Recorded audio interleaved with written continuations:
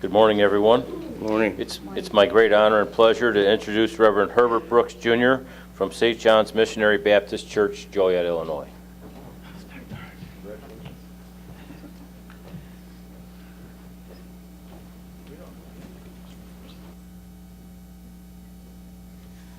Thank you, Don. Good morning, ladies and gentlemen. As we pray, remember there was an earthquake in Mexico, and keep in prayers all of our friends that were affected by 3 major hurricanes. Shall we pray? Heavenly Father, we thank you, Lord, for one more time to allow us to come to conduct the business of this government called Will County in the state of Illinois. Lord, we ask your blessing upon this agenda and all our Will County board members for the work that they do. Thank you, Lord, for our executive committee, our executive, and all the staff and the workers of our Will County to make these meetings possible. Continue to bless our work and bless this meeting. In our Lord's name we do pray. Amen.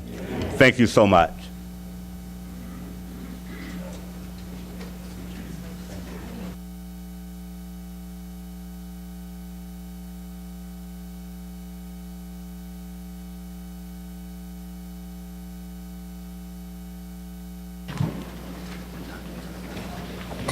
Ready now?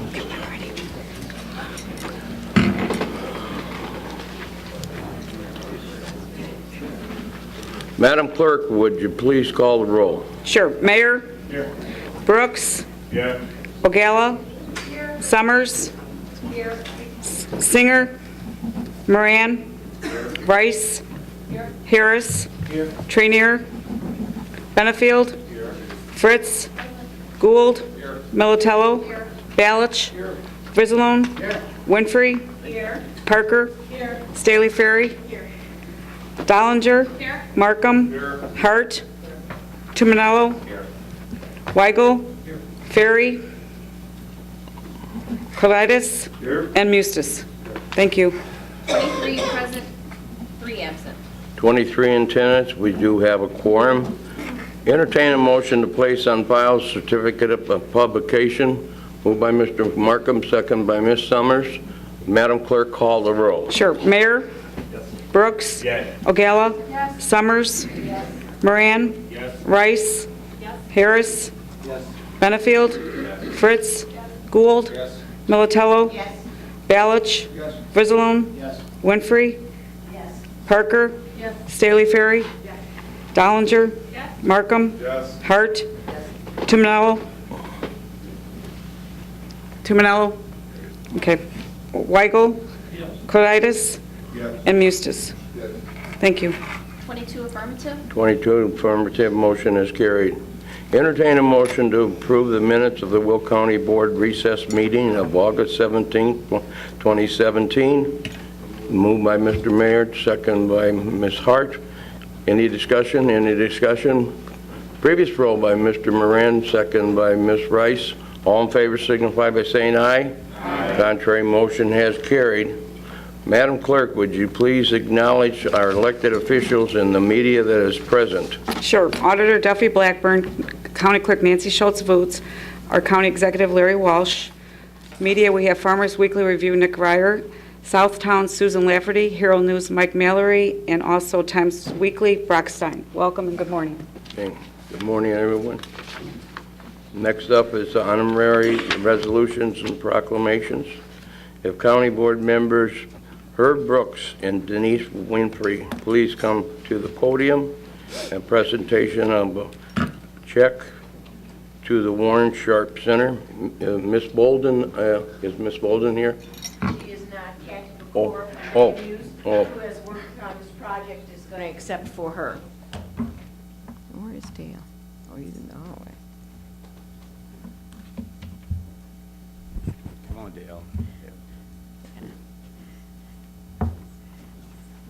Kay Bolden is the executive director of the Warren Sharp Community Center, and she's not able to be here this morning.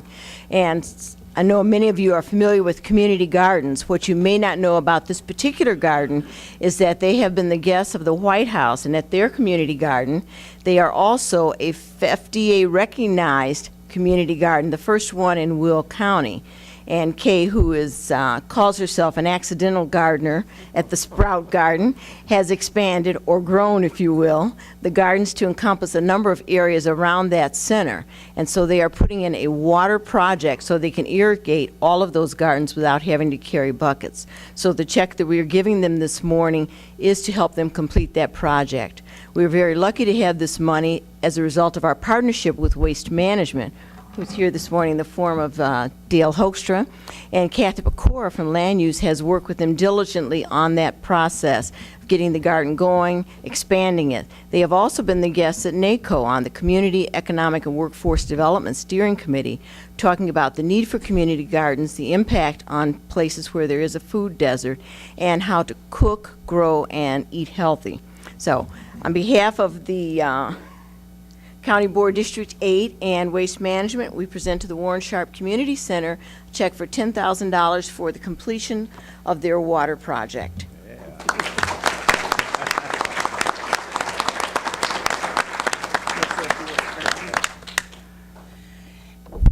As County Board Member Winfrey has stated, we've been a partner with Will County, with the We Will Grow School and Community Garden program, has been a partner with Warren Sharp for several years, and we got to work with Kay, who started a garden plot on one little site to develop it into a small farm.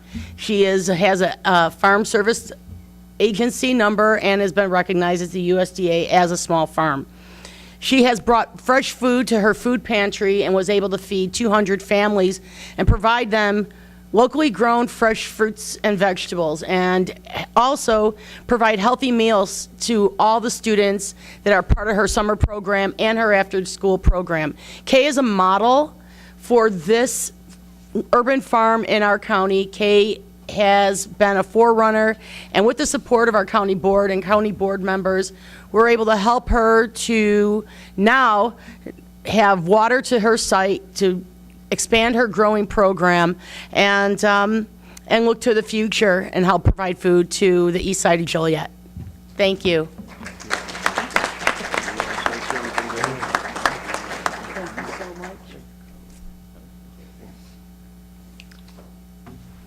Congratulations. Good morning. Just a brief comment as a supporter of this community effort. Waste Management really is proud to participate. We believe community involvement is an important part of a business relationship that we have in many areas of our company, and certainly in Will County, we believe it's very important. So we're very proud to participate in this effort and congratulate this organization in what they've done. So thank you. Thank you, Dale. Thank you, Bill. All right. Thank you.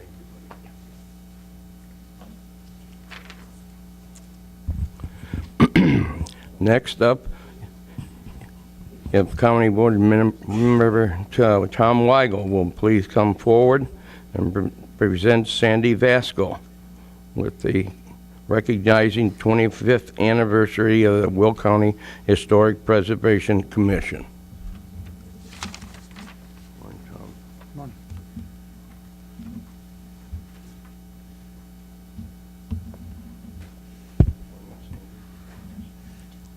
And we have Sandy Vasco and Judy Pinozzo from the Historic Preservation Commission. They've done an ideal job over the past several years, and we're recognizing the 25th anniversary of their commission. They've certainly restored and kept in place many historic structures in Will County for us to view and see in the future. I'll read the proclamation.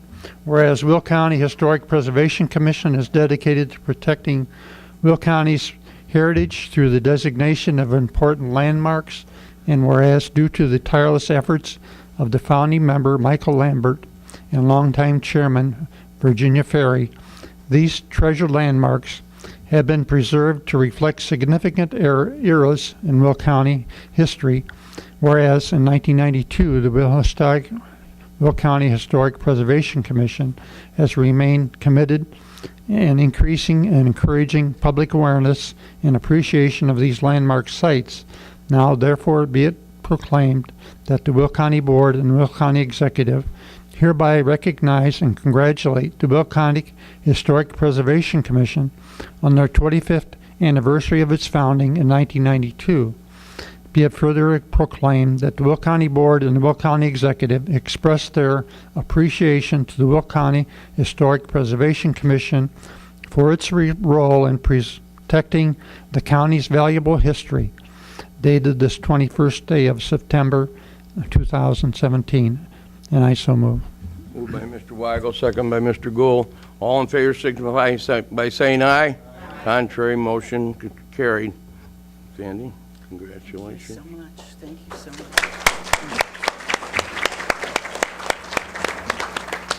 Thank you very, very much for this wonderful honor. I am so very pleased that Virginia Ferry's name is on here and Michael Lambert.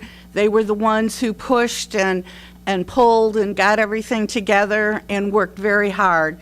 And they gave us a really good foundation to work on. And I want to thank all of you. You have supported us through the 25 years, providing money when needed and moral support when needed. It's so very important when the county board and our commission can be on the same page and work together. And we hope to keep doing this for another 25 or more years, because after all, we started in 1836, so we've got a lot of history to catch up on. We've only been doing this for 25 years, so if we all live to be another 150 years older, you'll be able to see our progress. Thank you so very much.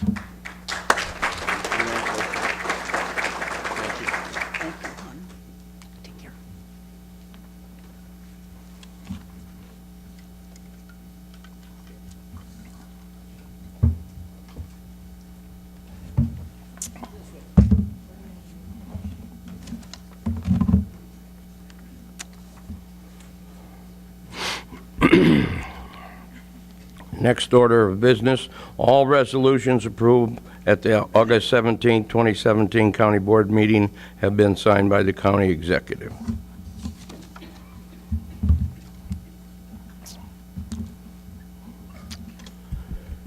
Good morning, Speaker Mustis, County Board members, elected officials, and residents of Will County.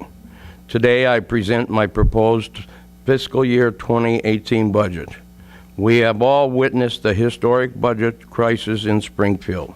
This unfortunate situation is something that our county staff have been monitoring for many months, and my proposal reflects the impact from what the state budget and projected reduction in funding of approximately $2.4 million. With my remarks today, I will give you a high-level overview of what I am proposing and the next steps that I believe we must take to keep Will County moving forward on a sound fiscal path. The budget I present today is balanced. The total county budget is $551 million, of which $197 million is in the corporate fund, and $354 million is in special funds. This year's budget proposal meets all our debt obligations, contributes additional dollars towards our other post-employment benefits fund, and dedicates funding for IMRF accelerated payments. We also continue to meet our cash reserves target of 22 to 26% of our corporate budget. The county maintains a AA+ bond rating. Rating agencies such as Moody's and Standard & Poor's have commended the county on our stable fund balances, controlled expenditures, long-term planning, and other strong fiscal policy. This is a testament to the fiscally responsible approach the county board and the county executive's office have taken over the recent years. As you are aware, the 2018 state budget impacts the county's budget significantly. As a result, revenue projections for the corporate fund have been reduced. Specifically, we are projecting a 10% reduction in the local government distributed fund revenues and a decrease in the personal property tax replacement tax. In addition, the RTA revenue projections have been reduced to reflect a new 2% administrative fee on sales tax implemented by the state. As we navigate these difficult budget realities, Will County continues to grow, which puts more demands on our county resources, departments, and services. We continue to ask our elected officials and valued employees year after year to do more with less. I want to thank and commend our employees for doing an outstanding job providing the critical services for our residents. You are what makes Will County government shine. My levy proposal includes $2.1 million in new property and $1 million in CPI. This translates into an increase of actual levy of $3.1 million. From this total of $3.1 million, $2.2 million will be put into the corporate fund, $600,000 will be put into the capital fund, and the remaining $300,000 has been allocated to the facilities capital replacement, FICA, and IMRF funds. With an expected increase in the EAV, the proposed levy of new property and the $1 million in CPI, the 2017 tax rate will be 0.600, which is 1.5% lower than the 2016 tax rate of 0.6147. I would like to highlight our efforts to consolidate county services and seek efficiencies across county government. One area that was still unfolding is the consolidation of 6 county 911 dispatch centers into 3. In brief, this involves consolidating the Will County Sheriff, Romeoville, Lincoln Way, and Eastcom into the new county public safety complex on Laraway Road. This consolidation has not been easy, but working together, we are determined to make it a success. I want to thank all those involved in this important work. Another area proposed for the consolidation is the Public Building Commission. PBC has been a significant player in Will County's history of capital projects and has served the county needs well. Construction of the adult detention facility and the River Valley Justice Center were overseen by the PBC. We are proud of the good work that former PBC members and staff did to make these projects a success.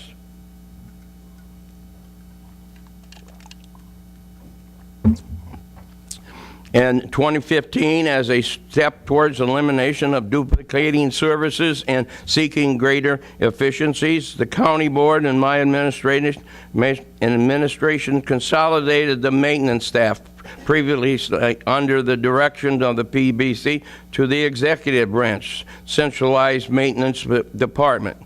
This move was intended to improve efficiencies by streamlining management and creating better flexibility to deploy our staff as needed. In addition, the county board has brought construction oversight of the new public safety complex and the new courthouse to the Capital Improvements Committee. I believe this move was a positive step forward. Board committees are more accessible to the general public thanks to the board's web-based agenda system, and the county board members have more access to the information of these major capital projects. All of these changes demonstrates Will County's continued commitment to more open, transparent, and effective government. With these completed changes in mind, I am calling for the dissolving of the Public Building Commission. The elimination of this taxing body would remove one of the Will County lines of residents' tax bills. This action demonstrates our joint commitment commitment to consolidate government entities that no longer serve a useful purpose. We must continue to be the leaders in these efforts, and how better to demonstrate our sincerity than by acting where we can right here in Will County. I want to thank the many PBC members who have served Will County honorably through the years, and I want to thank the staff who have assisted in this work.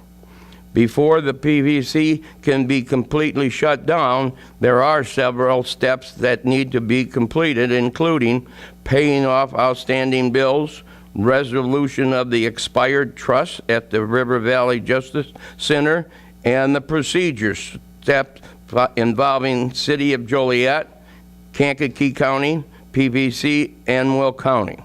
I am hopeful that we can complete these tasks in the next several months and move forward as I have proposed.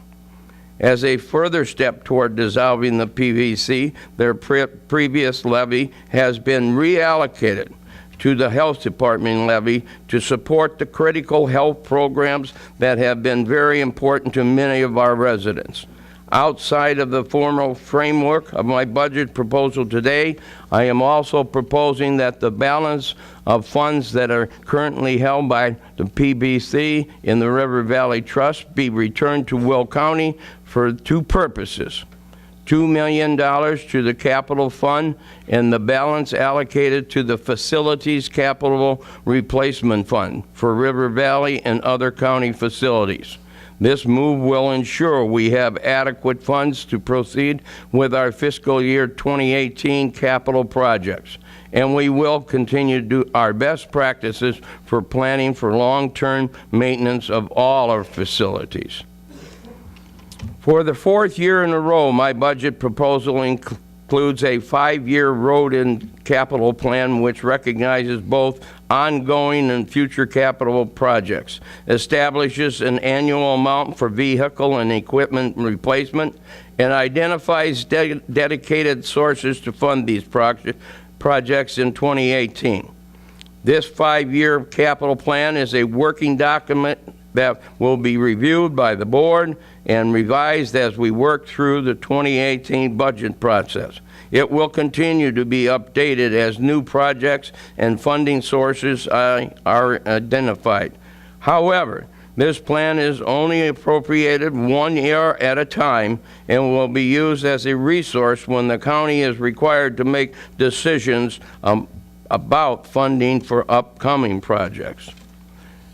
As we are all aware, in August of 2016, the county issued $175 million in bonds to address our major capital needs, such as the public safety complex, courthouse, and health department.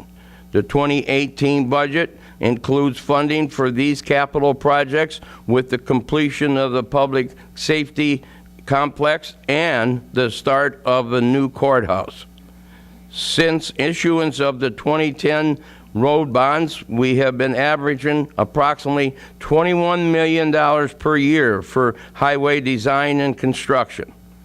With the expected bid letting of the Weber Road I-55 project now in January of 2018, and with a county contribution estimated at $45 million, we must keep significant expenditure authority for our road and bridge projects. Therefore, I am proposing $32 million in a budget authorization for the Will County Transportation Division.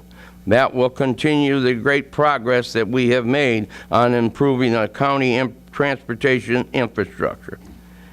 We all know that in order to maintain a good transportation system and efficient county facilities that we can be proud of, we must continue to invest in our infrastructure.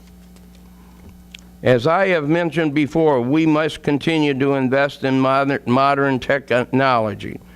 Key projects that we hope to move on this year include a new financial management system, a new case management system for the state's attorney, public defender, and probation departments.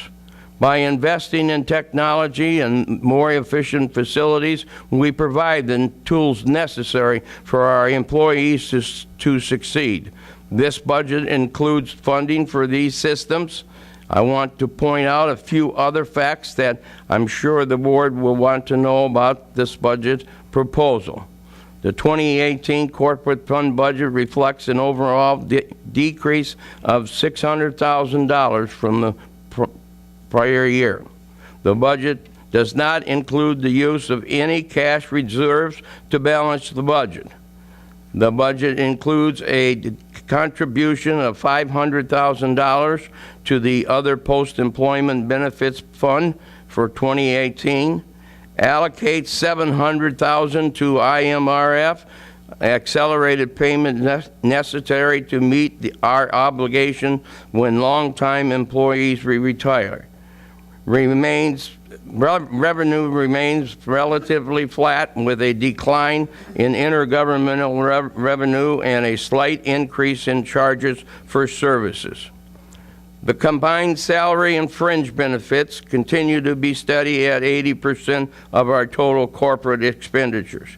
This is the 7th consecutive year that we have been able to keep salaries and fringes in the 76 to 80% range of our total corporate expenditures, which remains an important improvement from years past where we exceeded 82% or more. Expenses increased by $300,000 for salaries, which covers previous contractual and exempt wage increases. This budget does not include recent tentative agreement with ASME 1028, which is being approved today at the board meeting. Fringe benefits increased by $900,000 to the projected increase in the overall cost of health insurance, a small increase in professional and technical services and other purchases services. As we move forward, my staff is available to answer questions and explain the rationale for what I have proposed today.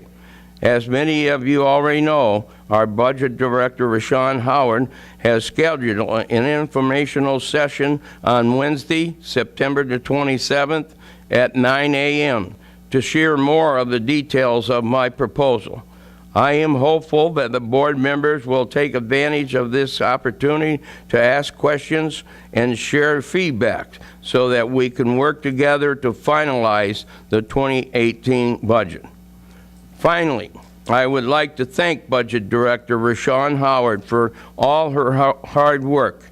Many months ago, she began this process, working with the county-wide elected officials and department heads.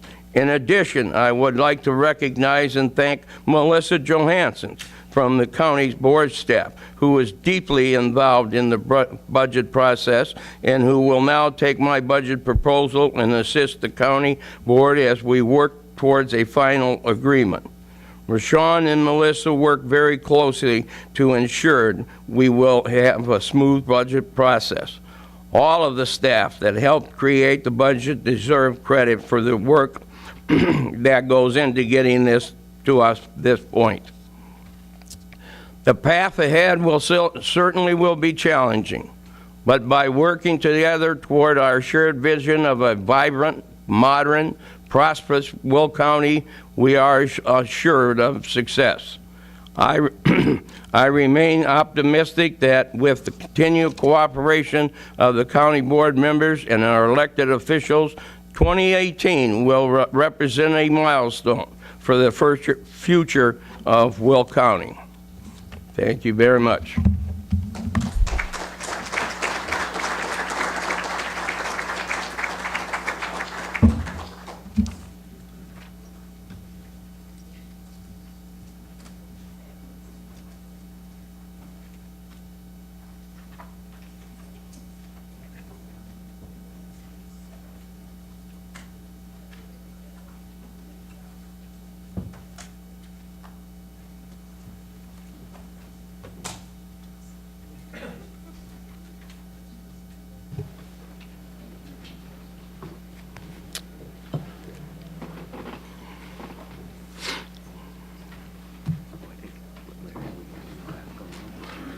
Is he here? Oh. Before we get started on our agenda, our State's Attorney Jim Glasgow would like to make a announcement. He has an announcement. Mr. Glasgow.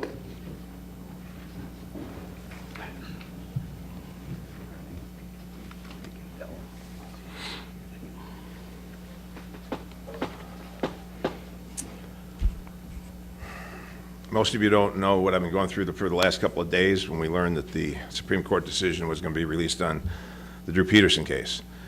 And the one thing I wanted to come here this morning was I couldn't have done this. It took a little bit of my zaniness to do this, my craziness to do it, because everybody said you can't do it, and I thrive on stress.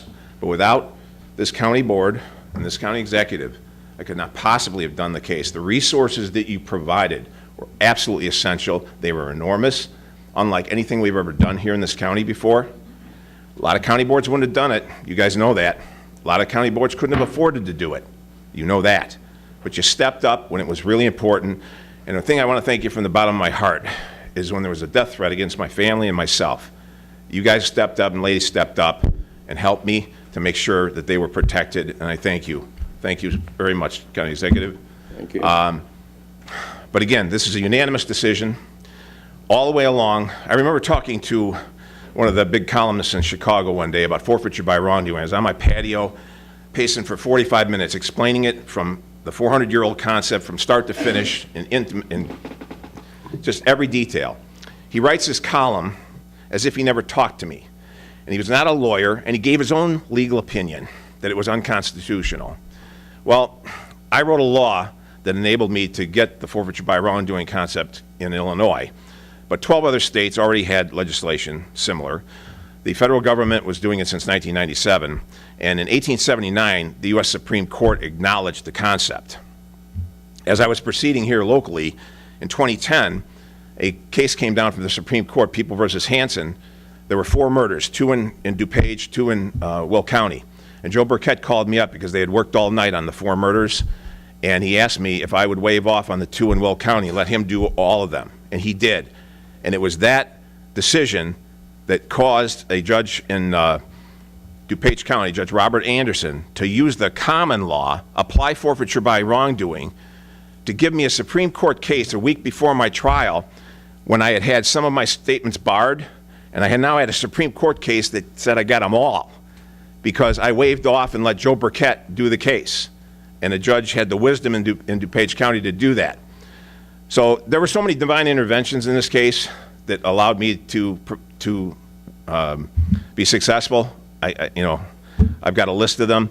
But that Hansen case, a week before trial, I go to trial without those statements, I lose. And he's out on the street. And one thing that the FBI played for me right off the bat when they brought the tapes in was Drew Peterson cavalierly saying, if I was out on the street right now, I'd take care of him myself. And I was going to take care of him back in 2007 when this started, but I couldn't shake the media and the police. Well, there goes his entrapment defense. That was the first thing I thought as an attorney. But this was serious business all the way along. This is a psychopath who killed 2 women. We proved he killed Stacy by preponderance, and that case isn't closed by any stretch of the imagination. So, again, I could not be standing here without what you did. I absolutely mean that from the bottom of my heart. We could never have done it with our normal budget and our normal resources, not in a million years. And remember, the Christopher Vaughn case was tandem with that. I wanted to try both cases. They wound up at the same time. Wasn't able to do that. The Vaughn case, the family annihilator. I mean, that we've never had a case like that. So, again, it's amazing how cases like that come in bunches. We haven't had anything like that in the last decade. But again, I've never had so much pleasure doing my job because I don't have to worry about being fettered or restricted by resources that should be allocated. You're always there to do the right thing, and please, you deserve this credit as much as anyone in my office does. So thank you very much.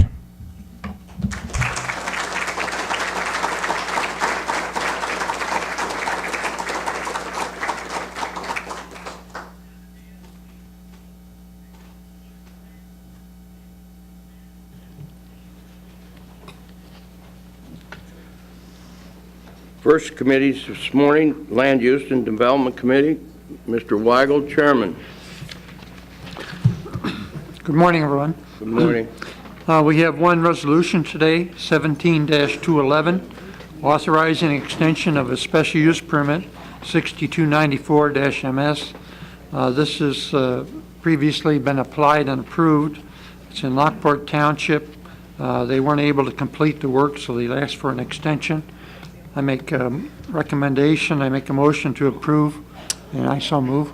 Moved by Mr. Weigel, second by Mr. Ballage. Any questions? Any questions?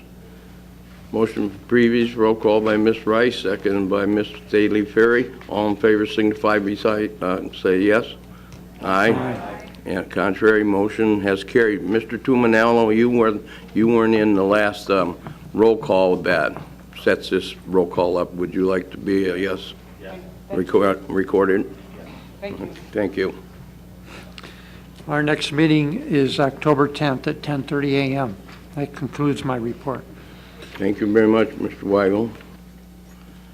Next up is Finance Committee, Mr.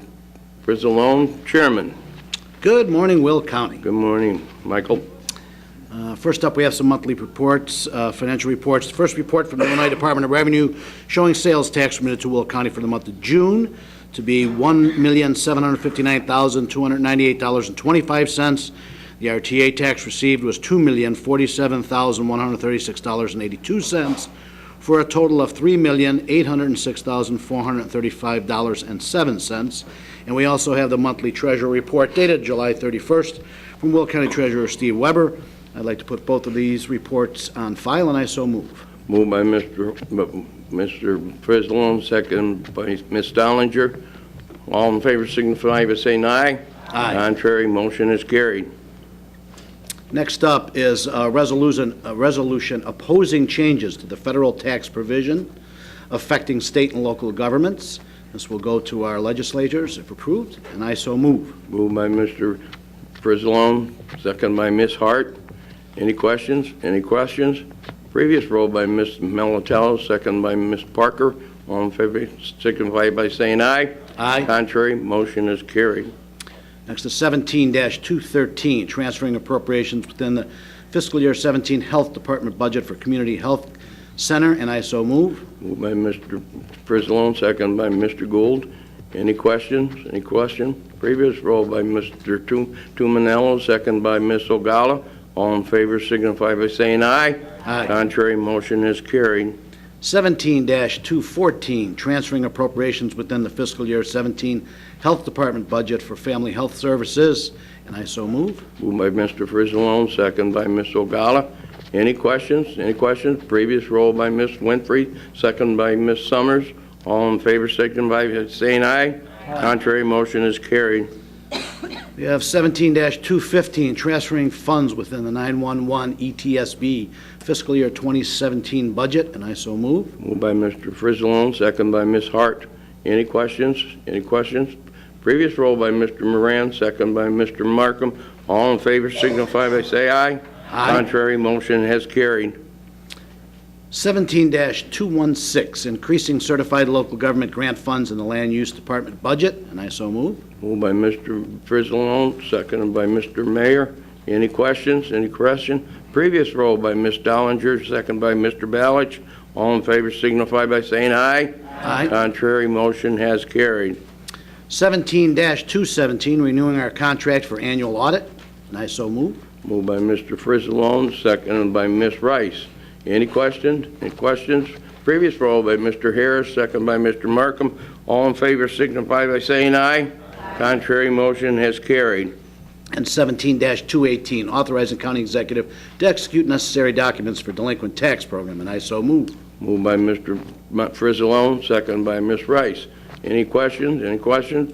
Previous roll by Ms. Parker and second by Ms. Melatello. All in favor signify by saying aye. Contrary, motion has carried. Okay, so our next scheduled regular meeting will be October 3rd at 10 a.m. And as the executive announced, our budget workshop will be held on September 27th at 8:45 a.m. You know I like early meetings.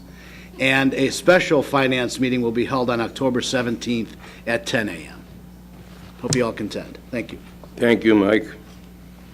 Next up, Public Works and Transportation Committee, Mr. Gould, Chairman. Good morning, Mr. Executive. Good morning, fellow Don. county board members. We have Resolution 17-219, a resolution granting county aid in construction of a bridge over Jackson Creek on Cherry Hill Road as petitioned by the Jackson Road District. I move for approval. Moved by Mr. Gould, second by Ms. Melatello. Any questions? Any questions? Previous roll by Ms. Rice, second by Ms. Summers. All in favor signify by saying aye. Aye. Contrary motion is carried. I have Resolution 17-220, authorizing approval of the establishment of an altered speed zone 552 at Cedar Road, County Board District 7. Move for approval. Moved by Mr. Gould, second by Mr. Benefield. Any questions? Any questions? Previous roll by Ms. Fritz and second by Mr. Tumanello. All in favor signify by saying aye. Aye. Contrary motion is carried. Resolution 17-221, authorizing approval of professional services agreement for design engineering services with Civil Tech Engineering for the reevaluation of the north-south connector at Caton Farm, Bruce Road, corridor east of the Des Plaines River Valley. I move for approval. Moved by Mr. Gould, second by Ms. Melatello. Any questions? Any questions? Previous roll by Ms. Staley Ferry, second by Mr. Markham. All in favor signify by saying aye. Aye. Contrary, motion has carried. Resolution 17-222, authorizing the appropriation of MFT funds for design engineering services by the county under the Illinois Highway Code for the reevaluation of the north-south connector for Caton Farm, Bruce Road, corridor east of the Des Plaines River Valley. Move for approval. Moved by Mr. Gould, second by Ms. Parker. Any questions? Previous roll by Ms. Summers, second by Mr. Moran. All in favor signify by saying aye. Aye. Contrary, no, carried. Resolution 17-223, authorizing an intergovernmental agreement by the County of Will, the City of Lockport, the Village of Homer Glen, and Homer Township for design engineering services for the north-south connector for Caton Farm Road, Bruce Road, corridor east of the Des Plaines River Valley. I move for approval. Moved by Mr. Gould, second by Mr. Weigel. Any questions? Any questions? Question, Mr. Weigel? I'd like to make a comment. I'd like to thank Homer Glen, Lockport, and Homer Township for stepping up and providing some funding for this reevaluation. I've been an advocate of this reevaluation. Also thank the Will County Department of Transportation. We're going to save farmland if we do not use the middle route, if we use Cedar Road or Gauger Road as an alternative, which I think is be more appropriate. We don't have to buy a lot of right-of-way. So I urge support of this proposal. Thank you. Thank you, Mr. Weigel. Any other questions? Any other comments? It was moved. Weigel, second. Previous roll by Mr. Ballage, second by Ms. Dollinger. All in favor signify by saying aye. Aye. Contrary, motion has carried. Resolution 17-224, authorizing approval of additional professional services agreement for engineering by CDM Smith for the development by the county's community freight plan using county allotment of RTA tax funds. Move for approval. Moved by Mr. Gould, second by Mr. Tumanello. Any questions? Any questions? Previous roll by Ms. Ogala, second by Mr. Benefield. All in favor signify by saying aye. Aye. Contrary, motion has carried.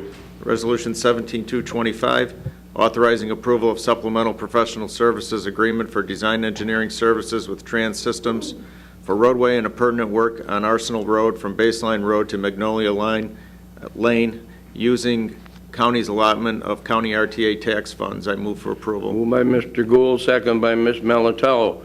Any questions? Any questions? Previous roll by Ms. Winfrey, second by Mr. Harris.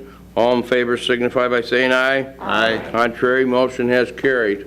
Resolution 17-226, authorizing approval of supplemental professional services agreement for design engineering services with Willett Hoffman and Associates for structure and appurtenant work on Briggs Street over a drainage ditch, County Board District 8. Move for approval. Moved by Mr. Gould, second by Ms. Winfrey. Any question? Any questions? Previous roll by Mr. Brooks, second by Ms. Summers. All in favor signify by saying aye. Aye. Contrary, motion has carried. 17-227, authorizing the appropriation of MFT funds for supplemental design engineering services by the county under the Illinois Highway Code for structure and appurtenant work on Briggs Street. I move for approval. Moved by Mr. Gould, second, Ms. Winfrey. Any questions? Any questions? Previous roll by Mr. Markram, second by Ms. Staley Perry. All in favor signify by saying aye. Aye. Contrary, motion has carried. Resolution 17-228, granting ingress and egress and a variance for vacant land on Center Road, County Highway 19, County Board District 2. I move for approval. Moved by Mr. Gould, seconded by Mr. Brooks. Any question? Any questions? Previous roll by Ms. Summers, second by Mr. Moran. All in favor signify by saying aye. Aye. Contrary, motion has carried. Resolution 17-229, authorizing the plat of dedication to the County of Will for public road purpose of land, County Board Districts 8 and 12. I move for approval. Moved by Mr. Gould, second by Mr. Brooks. Any questions? Any questions? Previous roll by Ms. Parker, second by Ms. Rice. All in favor signify by saying aye. Aye. Contrary, motion has carried. Our next meeting is October 3rd at 9 o'clock. That concludes my report. Thank you. Thank you very much, Don. Next committee up, the Judicial Committee, Mr. Benefield, Chairman. Good morning, Mr. Executive. We have one item on the agenda this morning that requires a public hearing. It's our 2017 JAG grant. I would motion to open up public hearing at this time. Moved by, second by, who seconded? Oh, Mr. Gould. Madam Clerk, call the roll. Sure. Mayor? Yes. Brooks? Yes. O'Gala? Yes. Summers? Yes. Moran? Yes. Rice? Yes. Harris? Yes. Benefield? Yes. Fritz? Yes. Gould? Yes. Militello? Yes. Balich? Yes. Frizzalone? Yes. Winfrey? Yes. Parker? Yes. Staley Ferry? Yes. Dollinger? Yes. Markham? Yes. Hart? Yes. Tuminello? Yes. Weigel? Yes. Corlitis? Yes. And Mustis. Yes. Thank you. 23 affirmative. 23 affirmative. We are in public hearing. You want to explain, Mr. Benefield? At this time, we're just approving the 2017 JAG grant, which is the Justice Assistance Grant between the County of Will and the City of Joliet. This year, the total approval amount was roughly $52,000. The grant amount gets split between the City of Joliet and the County of Will. The County of Will this year is allocating that toward the Safe Passage Program, and the total amount is roughly $26,300. Any question from the board? Any question from the board? Any question from the general public? Any questions from the general public?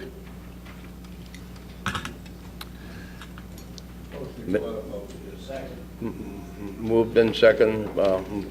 Mustis and Frizzlone. Mustis and Frizzlone. Call the roll. Sure. Mayor? Yes.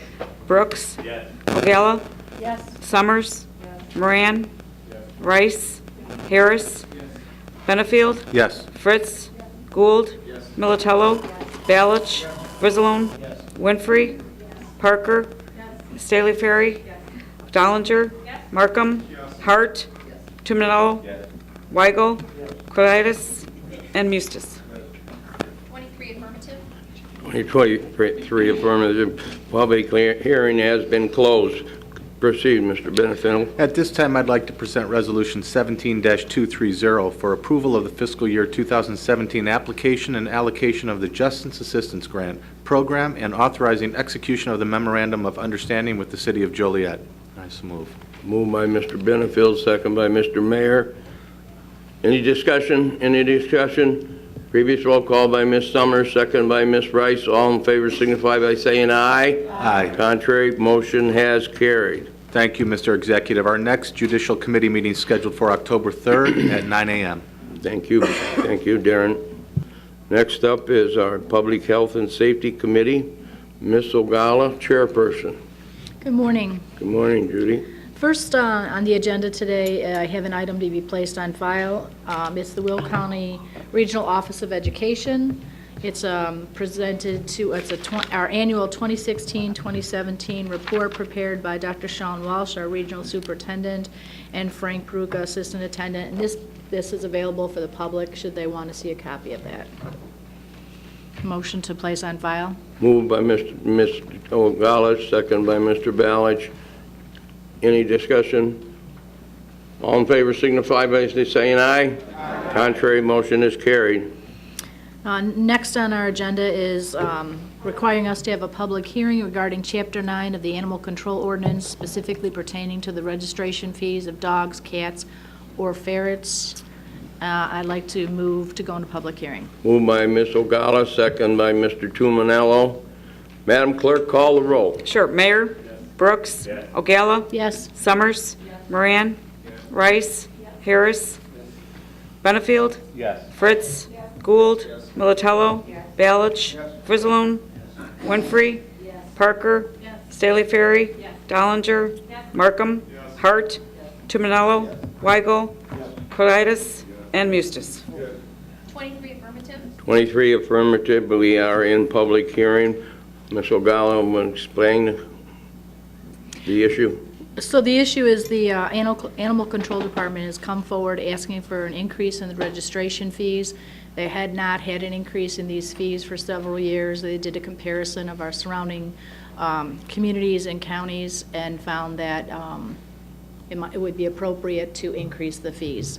So they came before the Public Health and Safety Committee board to request that. Okay. Any questions from the board members? Mr. Frizzalone?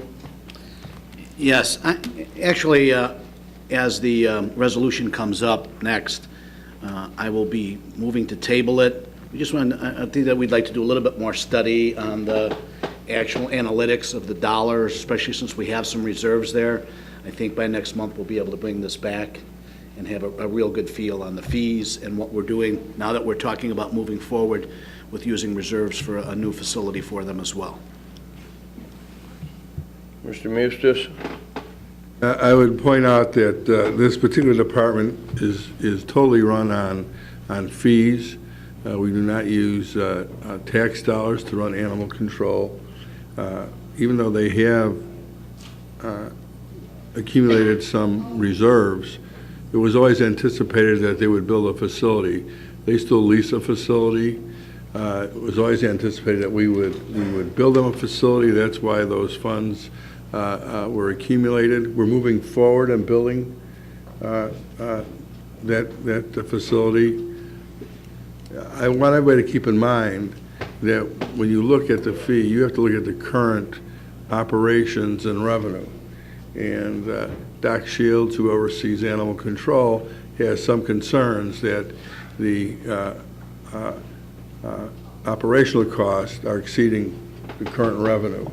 And that's, I believe, what you really should focus on, more so than those reserves, is that this continues to operate by fees. So as we go forward and consider raising or not raising a fee, keep in mind, you really have to look at the operational cost and revenues going forward. Thank you. Mr. Frizzalone? Yeah, and I did want to mention that whatever we're going to do, we do want to do it in the next month or two, because it would be effective, whatever we did, December 1st, so they can get a full year worth of fees, rather than doing it in the middle of the year and causing some angst between the veterinarians and stuff about what fee we're paying. So it should be in place by December 1st. Any other comments? Mr. Brooks? Although I am supportive of tabling it to take a further look, this will go back to your committee, Chairman Ogala, and are we looking at raising these fees so that there'll be additional monies for this facility? Or do you feel, I misunderstood you, Mr. Frizzalone. Could he, I didn't understand quite.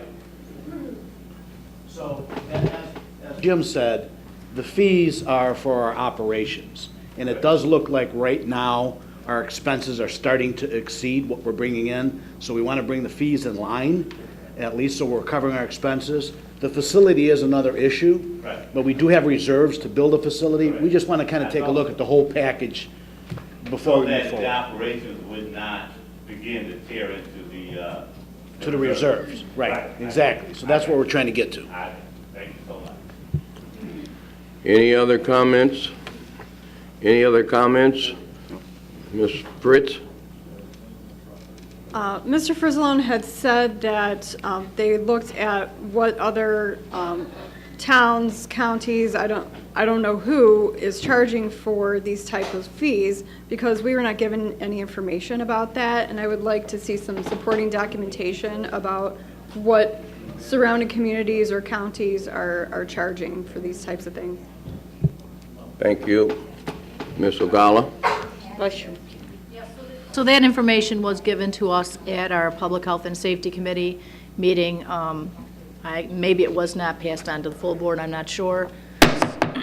So based upon everything that we're hearing, it makes sense to take time, revisit this, and then make sure that we are looking at the fees and determining that it's appropriate at the place that they have set, or perhaps changing that to whatever degree. So we will take the time to go ahead, look at it and thoroughly to make sure that our residents are charged fairly for the registration fees. Okay. At this time, anybody from the general public like to speak? Anyone from the general public like to speak on this issue? Ms. Ogala? I'd like to make a motion to come out of public hearing. Moved by Mr. Ogala, second by Mr. Tumanello. Call the roll, please. Sure. Mayor? Brooks? Yes. Ogala? Ogala? Yes, sorry. Summers? Moran? Rice? Harris? Benefield? Yes. Fritz? Gould? Militello? Balich? Frizzalone? Winfrey? Parker? Staley Ferry? Dollinger? Markham? Hart? Tumanello? Weigel? Coritis? And Mustis. Mr. Mustis? Thank you. 23 affirmative. We are out of public hearing. Continue, Ms. Ogala. Next is Resolution No, 7. no. Oh, you're gonna, Bring it on. you got, you're gonna move to a What? table? Bring it on. Oh, I thought it was just going to describe it in the Committee. You'll move to remand it back to public health? Yes. Okay. Motion by Mr. Frizzlone, second by Mr. Mayor. Any discussion? Any discussion? Previous roll call by Mr. Markham, second by Ms. Summers. All in favor signify by saying aye. Aye. Contrary, motion is carried. Okay, the next on our agenda will be Resolution 17-232, authorizing the county executive to renew a lease agreement for animal control. So we did look into this. Right now, they're leasing a property, and as Mr. Frizzlone mentioned, that we're going to be looking into building a facility. We made sure we had our state's attorney review so that there is, because it's a 4-year lease, but we did have our state's attorney review that lease so that we do know that we have a 6-month back-out period, so we can go forward with the lease, and I'm confident that should we build a building within the next 4 years, we can get out of this lease agreement. I'd like to make a motion to approve. Moved by Ms. Ogala, second by Mr. Tumanello. Any discussion? Any discussion? Previous roll by Ms. Parker, second by Ms. Dollinger. All in favor signify by saying aye. Aye. Contrary, motion has carried. Next is Resolution 17-233, renewing contract for nursing services for CNA, LPN, and RN at Sunny Hill Nursing Home, and I so move. Moved by Mr. Ogala, seconded by Mr. Gould. Any questions? Any questions? Previous roll by Ms. Winfrey, second by Mr. Moran. All in favor signify by saying aye. Aye. Contrary, motion has carried. Our last is Resolution 17-234. It's a Sunny Hill Nursing Home admission policy for non-Will County residents. The reason why we are making a modification to our admission policy is because in the past, we always had 2 people to a room, but with the completion of 6th Avenue, we are now able to have one, not every resident, but many residents are able to have their own private room, which has been a benefit to them and their families, that they have a place that's their own to call home, because that's where these people will reside mostly till the end of their life. So we're just taking the number down to reflect the difference in the beds. So I'd like to make a motion to approve. Moved by Ms. Ogala, second by Ms. Winfrey. Any questions? Any questions? Previous roll by Mr. Benefield, second by Ms. Summers. All in favor signify by saying aye. Aye. Contrary, motion has carried. And finally, I would just like to give an update that we had at the Public Health and Safety Committee, where Governor Rauner has created an opioid overdose prevention and intervention task force. And I requested on the board, and my committee supported, that we write a letter of recommendation for Dr. Kathleen Burke to be part of that task force. So we have a letter that's nearly ready to go out, and I just wanted everyone to be aware that I wanted Will County to be represented because she does such a great job for us on this very important issue. So I just wanted to update everyone on that. Our next Public Health and Safety Committee meeting is scheduled for October 5th at 9 a.m. Thank you. Thank you very much, Judy. Next up is Legislative and Policy Committee. Ms. Hart, Chairperson. I do not have any report at this time. Our next meeting is going to be October 10th at 9 a.m. and at that point we're going to start going over for our priorities on federal as well as our state and local for the next year, for 2018. Thank you. Thank you, Susan. Next up, Capital Improvement Committee. Mr. Tuminello, Chairman. Good morning. Morning, First thing Ray. on the agenda is number 17-235, authorizing county executive to execute a lease extension with Paul Silves for the use of the rental property. This is for our radio lab. It's an 8-month extension expected to overlap when our radio lab will be complete in the SUV building. And I so move. Moved by Mr. Tuminello, second by Mr. Gould. Any questions? Any questions? Previous roll by Ms. Melatello, second by Ms. Parker. All in favor signify by saying aye. Aye. Contrary, motion is carried. Next is 17-236, authorizing the county executive to execute a lease extension with Willow Communications Corporation for the use of the radio communication tower, and I so move. Moved by Mr. Tuminello. Mr. Tuminello, second by Ms. Parker. Any questions? Any questions? Previous roll by Ms. Winfrey, second by Ms. Staley Ferry. All in favor signify by saying aye. Aye. Contrary, motion is carried. Next on the agenda is 17-237, authorizing county executive to execute a tower and building license agreement for the use of the radio tower site owned by BP Pipelines North America Incorporated, and I so move. Moved by Mr. Tuminello, seconded by Ms. Rice. Any questions? Any questions? Previous roll by Ms. Fritz, second by Mr. Ballich. All in favor signify by saying aye. Aye. Contrary, motion has carried. Next is 17-238, authorizing the county executive to extend lease agreement with Burris West Building LLC for temporary storage of impounded vehicles. As you know, we are currently under construction for our impound lot, and it will be completed. We just need to get to that period of time, and this will satisfy that. I so move. Moved by Mr. Tuminello, second by Mr. Brooks. Any questions? Questions?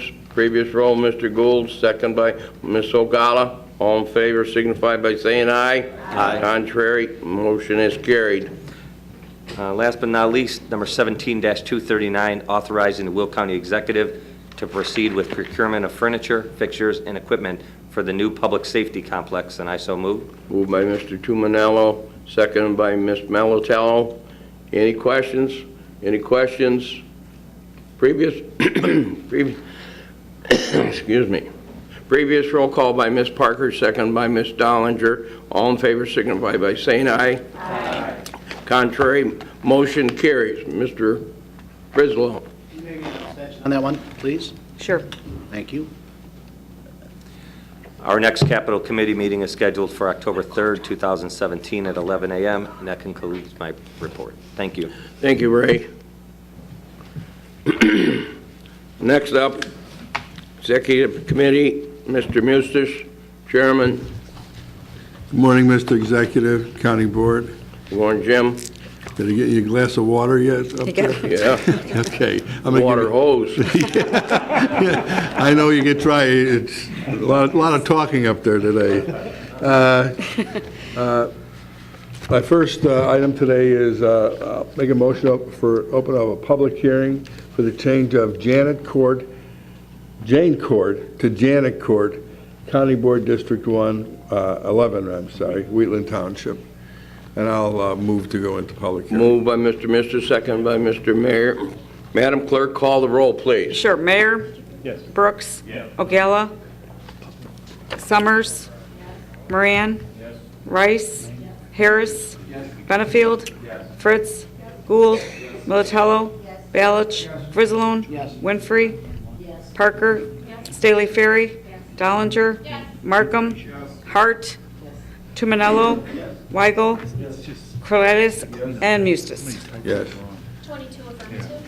22 affirmative. We are in public hearing. Mr. Mustis, want to explain? My understanding is that the court was named Jane Court, when to correct it should have been Janet Court. It was signed incorrectly, and it was put in the system as Jane Court. It should have been Janet Court. This corrects that mistake. Mary, does that pretty much cover it? On the plan it's recorded, it says Jane Court. However, all of the residents identify it as Janet Court. The street signs say Janet Court, and the government records, though, are mixed. Some identify it as Jane Court, others as Janet. So in an effort to clean it up, we're asking that you pass this resolution to officially change the name to Janet Court. So it's just everybody gets on the same page with this street. Any questions from board members? Any questions from board members? Any questions from the general public? Any questions from the general public? Okay, Mr. Mister. Mr. Executive, I'll make a motion to come out of public hearing. Moved by Mr. Mister, second by Mr. Mayor. Madam Clerk, Sure. call the roll. Mayor? Yes. Brooks? Ogala? Summers? Moran? Rice? Harris? Benefield? Fritz? Gould? Militello? Balich? Frizzalone? Winfrey? Parker? Staley Ferry? Dollinger? Markham? Hart? Tuminello? Weigel? Corliss? And Mustis. Yes. Mr. Benefield, would you? Thank you. 23 affirmative. Public hearing has been closed. Please continue. Next, I have Resolution 17-240, authorizing, excuse me while I shut off my phone. It's in here somewhere. Oh, there it is. Okay. Thank you. Sorry about that, folks. 17-240, authorizing the name change of Jane Court to Janet Court in Wheatland Township, County Board District 11. I'll move to approve. Moved by Mr. Miss, second by Miss Hart. Any question? Previous roll by Mr. Mayor, and second by Mr. Brooks. All in favor signify by saying aye. Contrary, motion has carried. Next, we have adopting the Will County Community Friendly Freight Mobility Plan. I'm going to make a motion to approve. Moved by Mr. Mustis, second by Mr. Mayor. Any discussion? Are you bringing anybody up to speak? Yeah, I believe we're going to give a quick presentation just so people get the gist of it, right? Yes. Okay, here comes the team. As they're coming down, I would like to make a mention of, our study says friendly freight study, because through the whole study, we took in livability, the impacts on the community, how to move forward with the economic viability of the logistic industry, with having the least amount of impact. It also, it's a study that had to be completed for us to be able to qualify for federal funds. So that's another big portion of this. Without the study, It kind of precludes us from applying for grants. They can make our infrastructure more friendly for the community and freight. So having said that, Ann Snyder led the team. She was our consultant who led the study. So Ann, I'm just going to hand it over to you and tell us what all the fine work you were able to. Thank you, Mr. Speaker. And first I want to thank the county board and the county executive. Not only did you stand behind this effort, but you also participated, many of you, in this effort, which I think made it a stronger outcome. And I appreciate the opportunity to work on this with you. I do think that it will set the bar for other local areas. This is very forward-leaning, and I congratulate you on that. Just quickly, the background that John Grueling had given last week, I won't go through everything that he mentioned and all the studies that had been done up to this point.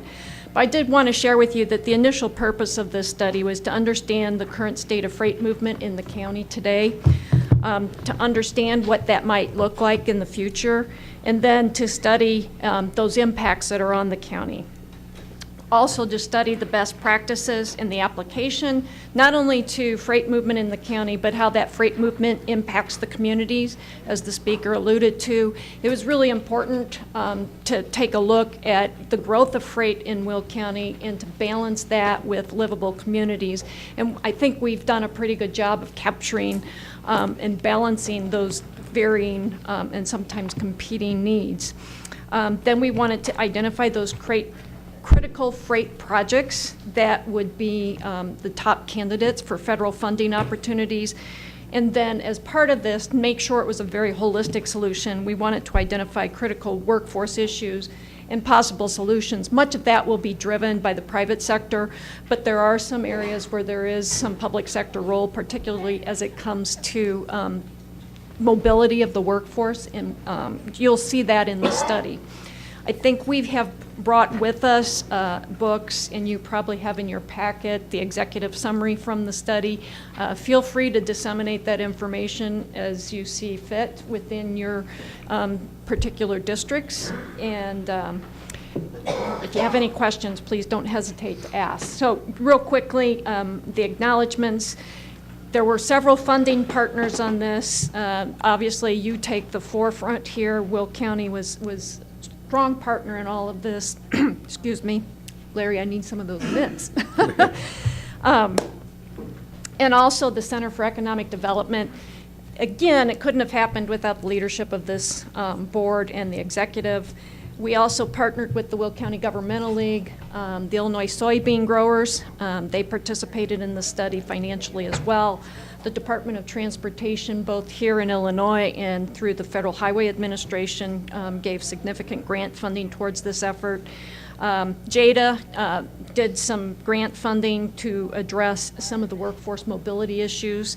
And then the Three Rivers Association of Realtors actually gave us the seed money to develop the RFP to do this particular study. So quickly, what we're going to run through today, just give you a high-level recap of the stakeholder engagement, talk to you a little bit about the key findings. Some of those key findings, I think, will be eyebrow raisers when we go to compete for federal dollars, and hopefully will differentiate what we're doing here in Will County with other areas that will be competing for those same dollars. We'll go through some select analysis, talk a little bit about the recommendations, give you a very high-level overview of the key freight projects, and then talk briefly about plan implementation and what the next steps are. And with that, I would like to turn this over to Jackie Murdoch, who is with CDM Smith. She was the assistant project manager, and she is then going to pass it off to Chris Nazar. Sorry, Chris. You're back here. And Chris was the project manager for CDM Smith. Thanks to both of them and all of the hard work that they put into this. So, Jackie? So, as Ann said, we're going to run through a couple of the key highlights and really what makes this plan unique. One of the components was all of the public and stakeholder engagement and just the really the extensive nature of the ground-up outreach that we did for this plan. We heard a lot from Freight industry in Will County, we heard a lot from many of you all and worked with Will County Governmental League to hear from them. We heard directly from truck drivers about what their needs are and what their infrastructure concerns were. We even heard from environmental groups and met with them to refine some environmental recommendations, and of course had public meetings and a survey that was highly attended. And some of the key findings are also unique to this plan. The county was able to get really detailed information about freight flows, and that was we were able to then look at how that contributes to Will County's economy. So we were able to do some economic analysis to really say how much does freight contribute to Will County's economy, and it's really some powerful numbers. So we see about $623 billion of freight in Will County, and what does that equate to? That equates to about 97% of regional domestic product, 80% of state domestic product, and 3.5% of U.S. GDP. So as you can see, Will County's freight movement is supporting a lot of local, state, and national markets. We are also able to look at freight flows. So obviously a key question was, where does freight go? Where is it coming from, going to, and what commodities are being shipped? And again, really interesting findings. One of the key things that we found was about 63% of freight movement in Will County is just moving through Will County. So essentially, Will County's roadway system is supporting those state and national markets. It's not necessarily freight that's coming into or out of Will County. We are also able to look at the amount of jobs that are supported by freight. So it's about 106,000 jobs in Will County, and that equates to about 55% of the region's economy, yielding about 37.6% of tax revenue. So a significant portion of the county's economy and a significant portion of the impacts on the roadway system. The other unique component of the plan was looking at workforce. So we really wanted to tie in through the Workforce Investment Board and the JADA Mobility Study, the workforce needs of Will County freight workforce. And we looked at trends over time. So how much freight workforce is growing in the county? How much is it expected to grow? There's a lot of concerns over wages in this industry. So we looked at what are the wages currently and what we expect, what we could anticipate in the future. And we also, of course, looked at commute trends. So where are the freight workforce coming from? Where are they going to? And we found, again, a lot of folks outside of Will County coming to work in Will County in the freight industry. A lot of folks from Kankakee, Grundy, South DuPage, and that all points to mobility and transit needs. So key findings, and these are some of the sort of elevator pitches of the plan, and you'll find this on the back page of the executive summary. That's, again, reiterated from some of our analysis, but the first one is freight is critical to the economic success of Will County. We saw that number, 55% of Will County's economy is supported by freight. That's also supporting other jobs like manufacturing, logistics, automation. The second is Will County freight movement is critical to the state and nation, so that's pointing to how much through movement, 63% of freight movement is through movement in Will County. The third takeaway is traditional planning approaches really can't handle the pace of freight development experienced in Will County. So we saw a lot of growth over time that's rapid of industrial development, and we also see a lot of potential for future industrial development as well, as you can see by all of the Amazon announcements. Some other key findings is freight volume growth may affect and worsen existing bottlenecks and operational issues. We did some projections. We looked at how much is freight expected to grow in Will County and where is that expected to grow. And a lot of, on our state and U.S. routes, they could triple by 2040. So again, worsening those safety issues and bottlenecks. The other takeaway is continued growth without planning and new transportation investments may impact Will County's economic competitiveness and quality of life, and that's really getting to, with this increased growth in freight, we really have to take measures to address the community-friendly and environmentally friendly measures to balance this sector. And the last two takeaways here are really about funding. So funding and institutional issues make it difficult to invest in freight projects. Transportation funding is already competitive and limited, and freight has to compete among those transportation funding priorities in order to win out. The second is Will County needs regional, state, and national funding support, and this is really the drumbeat throughout the whole document, is that Will County's freight movement is supporting those regional, state, and national markets, and as such, they should contribute to roadway improvements in Will County and other freight improvements in Will County. All right, and now we'll just show you a few select analyses. Again, in the full plan, there's a lot of maps, a lot of charts, but we wanted to give you sort of a snippet of what you can find in the plan and the type of analysis we use to evaluate projects. The first was looking at, your freight assets, where your clusters of freight-related development are occurring. So this map gives you a snapshot of that. The orange concentrated clusters are really where your giant clusters of freight-related development are occurring, probably in places that you wouldn't be surprised to see. We looked at safety, so we looked at significant truck-related crashes on your roadway network, again, to help prioritize projects. And we looked at truck congestion, so where is there major truck congestion on the roadway network? You can see all the yellow, orange, and reds have significant truck congestion, and that's pretty ubiquitous throughout the county. And with that, I'll turn it over to my colleague Chris Nazar to talk about recommendations. Okay. So thank you very much. I'm going to review some of the key recommendations from the plan, and these are across 5 slides. And Jackie, you want to go to the next slide? The first is our overall policy and program recommendations, and I know some of the print is a little bit small, so that's actually on page 16 of the executive summary document that you have there. And we have these categorized by different types, whether it's dealing with the different mobility needs, workforce, engagement of public and stakeholders, land use, and education. And the first thing, and I'll talk a little bit about this in a few slides, is to implement some project priorities. And we'll talk about the project prioritization process and what it includes.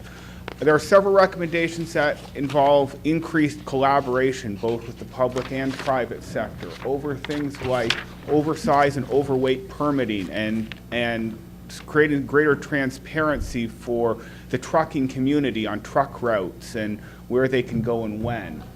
There's a need to expand some data collection. A lot of the more local facilities, we don't have comprehensive truck count data to know how many trucks are using these roadways or how that is changing over time. So over time, some greater data collection with that so that changes to policies can be made. A need throughout the county to improve east-west connectivity. There are various ways of doing that, from local roads to addressing a major priority freeway project. Increased air cargo capacity. Certainly, I think this is a broader regional issue for the whole Chicago region, and Will County can be part of the solution, considering the South Suburban Airport. Several workforce recommendations I'm going to talk about on the next slide, and just a recommendation that there be a county coordination of transportation and land use planning through a county land use strategy.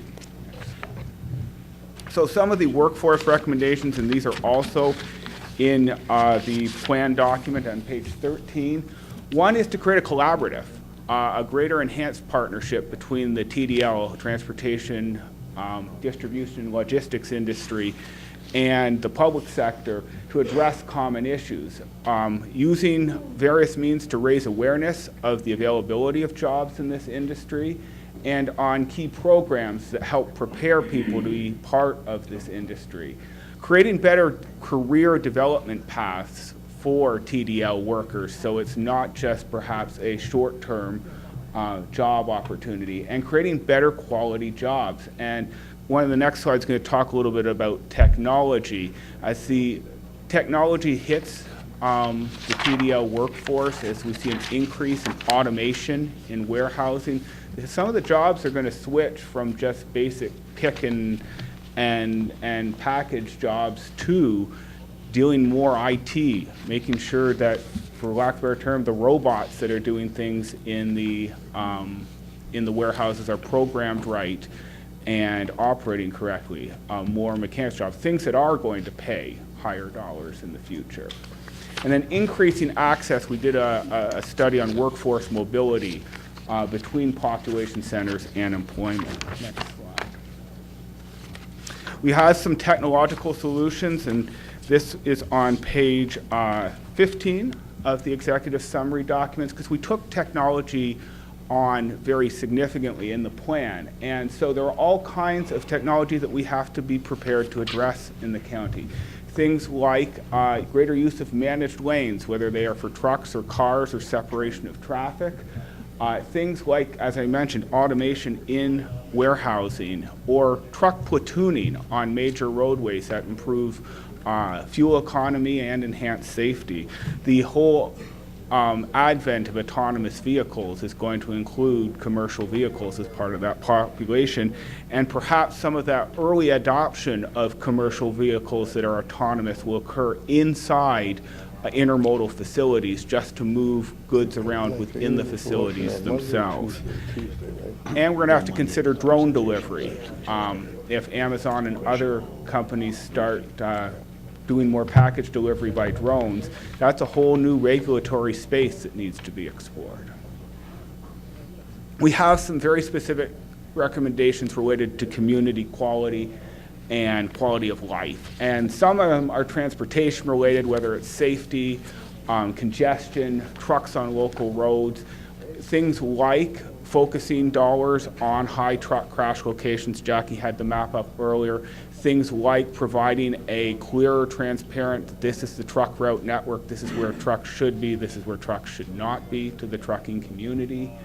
Some specific ideas to deal with noise and things like emergency access issues. One of the things that we heard was long trains can create emergency access issues between facilities and providers and certain residents. We need to have a dealing with encroachment on agricultural land as part of the overall land use strategy to preserve and protect what is an important part of the economy in this county as well, which is agriculture. And the project found quite a synthesis between agriculture and agribusiness and the freight community in terms of a unique industry that's formed here. And then things like light pollution and aesthetics that come from facilities.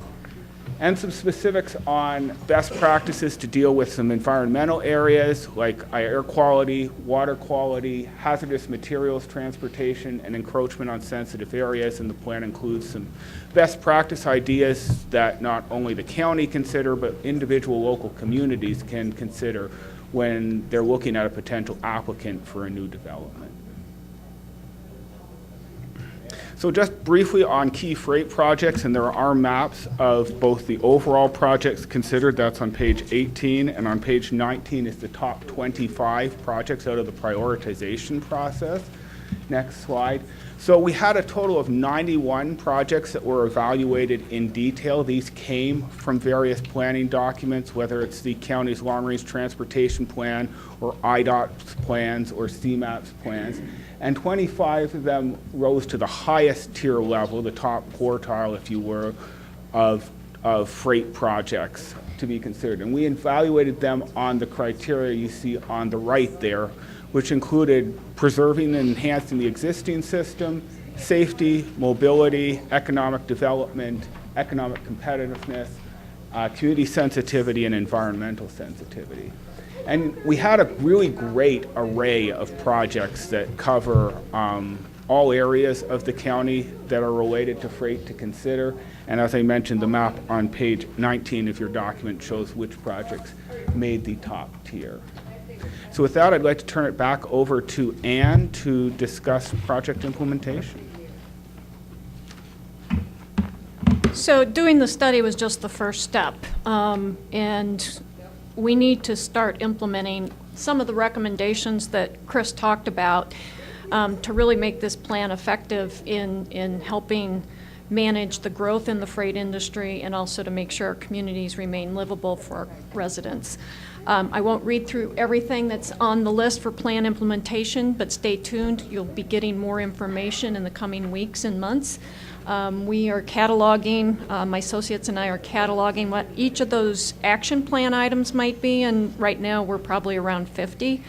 We're going to go through those and then work with you to prioritize where you would like to see efforts focused initially. But I want to point out that one of the key things that we're going to be doing is developing funding and financing strategies for the priority projects that Chris talked about. We can talk all day about how to ease some of the congestion points in the county and areas that create safety and emergency response issues, but we really need to have the rubber hit the road, pun intended, so that we can put together these projects and start working on them expeditiously.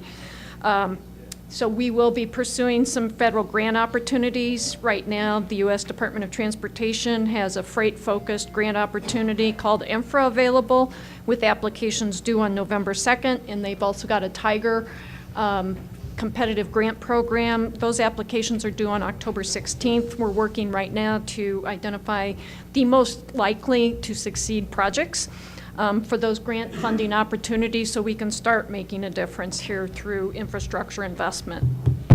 And then we want to develop those programmatic and policy recommendations for legislative consideration, and then anything that can be done administratively to really help facilitate greater freight flows in the region, and also, again, to make our communities more livable. So our next steps, we're in the step 1 here today, accepting and adopting the community-friendly freight mobility plan. And then once you bless the study, we're going to publish and publicize the report, and we're going to start having meetings with stakeholders and so that they can understand the importance of Will County in the context of the nation, region, and state. We will be applying, as I mentioned, for those 2 federal grant opportunities. And then there is a Freight Advisory Committee meeting coming up in October. The Freight Advisory Council will continue to be engaged, and that brings together public and private stakeholders together to talk about how we implement this going forward. And then we will work with you as partners in implementing the plan. And before I close, I also forgot to give a shout out when I first started to county staff and the county DOT for their work in helping pull this plan together. We couldn't have done this without their assistance in gathering data and providing input. And again, thank you all very much, and we appreciate your time. Thank you, Ann, Chris, Amy. See if we, any questions from the board? Any questions from Mr. Frizzalone? And I know you guys are working feverishly to kind of whittle down what our projects potential are for Tiger and Infra coming up real soon. Are we going to have, by Monday, Tuesday, at least a little group, since we're making a congressional hearing presentation? Yes, we have a whittled down list that I can share. Awesome. Mr. Tuminello? Yeah, thank you, Mr. Executive. You know, I think we heard Mr. Glasgow earlier talk about how we had the wherewithal and the foresight and appropriate the money correctly for the cases he was trying it. I'd like to just echo his sentiments to say thank you to this board for appropriating the money to put this study together, because I think this is going to be very vital and key for future economic development. I think it's very important to have at our disposal, not only for us as a county, but for the municipalities that reside in the county. I do want to call attention to one slide, though, that I'm having a little bit of heartburn with, and I hope you could maybe take a look at it as we move forward, and it's the truck congested hours. I think anyone who lives in District 8, District 6, 12, and 2, while going through I-80, has a little bit of probably issue with the fact that this states that, you know, I-80 is under the 10% free flow traffic speeds for only about 2 hours a day. I could tell you I'd be surprised if there's 2 hours a day when we could actually travel to the actual speed limit on those streets. So I'd like you to just take a look at that and maybe provide some explanation when you can. Absolutely. I can tell you that we used, which data source was? federal database that's Sure. provided to states and regions, and so we acquired that. Sure.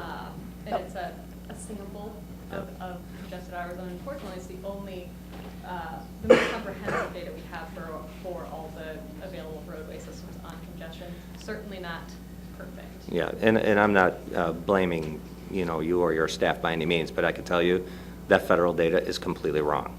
So I would like, we do Having need to look at driven that. on that road, I agree. Thank you. Thank you, Mr. Mayor. Yeah, I was actually going to thank you guys for doing the study, and I'm going to save some comments later. I was actually going to have the same question that Ray was, not just on 80, but 55 as well. I don't know when, federal data is 2 and 3 and 4 and 5 years behind sometimes. So do you know when the study was actually done? The NPM RDS data is available. Move the mic, please. The NPM RDS data available used for the truck congested hours is provided typically on a yearly and quarterly basis to the regions. I will say that one of our recommendations is to look at a better traffic counts and studies on your local roadway systems and other roadway systems, which would very much help with getting a true caliber of truck movement in the region or in the county. And NPM RDS data is, again, flawed. It's federal data, and it's usually a snapshot. Right, and I think especially if we're going for grants and you're looking for federal dollars, you don't want to present this kind of traffic flows, because when I look at this, I see, oh, so it's only a couple hours a day that this is going to get blocked. I can go and divert my trucks this way. And that's not really the case. So I applaud you for taking that initiative as one of the things that we might need to do here, because we need to get a real idea of the numbers, not just what the feds are taking as a way of a snapshot. Ms. Ogala? Yeah, so I just want to reiterate that as well, and I hope that what we are going to take forward, the map should reflect what we know here. We live in Will County. We know I-80 and 55 are absolute nightmares, not only for congestion, but also for traffic accidents where people die on a regular basis on these roads because of the congestion. So, I mean, I think we should make those red on this one slide without a doubt, because we know for a fact it definitely is a problem. Yeah, I totally agree. And on the map for the crash hotspots, that is more real-time data that we get from Illinois DOT, and they are entering that crash data as they receive it from police departments and sheriff's office and the state police. So that you can see that there are some areas that are clearly troublesome. Any other questions, Mr. Mistis? Well, I don't want to necessarily disagree with my colleagues, but being a person who travels I-80 almost daily, it flows until there's an accident. Believe me, they're all going 80 miles an hour down I-80, trucks everywhere, and then there's an accident and it just stops. And I think that's the kind of data that we really should look at. You mentioned the crash data. Because of the congestion and because it's moving so quickly, when there's an accident, it's pretty significant, and literally it closes down the entire highway or expressway. I don't know if there's that kind of data. I mean, I know there's crash data, but I don't know if that kind of data actually gets into how the road flows. And that's something we can, I agree, I think that's something maybe we could talk to ATRI, which I forget what ATRI stands for, but it's an association it's a research arm for trucking companies, and they're using actual onboard GPS devices to track truck movements. It can tell you how long a truck is sitting in traffic, so to speak. So that's an area we could maybe reach out and see if we could work with them on helping us with that. The other thing that I don't know if you take into consideration, it flows well. You know, they added lanes to I-80. It flows real well until it starts to narrow down back to 2 lanes. And, you know, up until that point, which I'm going to say basically is I-80 and Route 30, or Maple, as it says on the Route 30, you know, it's a limited access highway. I'm talking about I-80 now. I think, but the same can hold true for 55. And then there becomes a lot of interchanges that really slows that flow. I don't know if we can do it by segments, but when you really look, I mean, in my view, there's almost too many interchanges, because now it becomes, you know, a lot of different entry points, merging points, and I don't know if we look at that, but I think that's another area, depending on where you're at. So then basically, from Route 30 to 55, it moves pretty slow, and a lot of that has to do with, I believe, the amount of interchanges that are there. Yeah, You see along, for example, 94/Dan Ryan, they're closing some of their interchanges, I believe for that reason. correct. The weave, and the person that's in the far left lane realizes they've got to exit and slams on the brakes. That creates all kinds of problems. So that creates quite a bit. But having said that, I think the product we produced is a pretty good start. You know, Mr. Frizzlone mentioned that you're going to have a congressional hearing going out next week. We're hitting the ground running. Along with that delegation will not only be the Will County delegation, Mr. Frizzlone, Mr. Walsh, I believe, are you going, Larry? Next week, I believe Mr. Walsh is going, or his representative. But we also have some of the other stakeholders. The Governmental League is going to be represented. I understand even some other people from outside in the larger region have an interest. I think it's worth noting that this study has created a lot of interest on a very regional basis. CMAP has been very interested. They're the planning agency for Northern Illinois, or this area. Certainly, IDOT has been interested. The state of Illinois has been interested.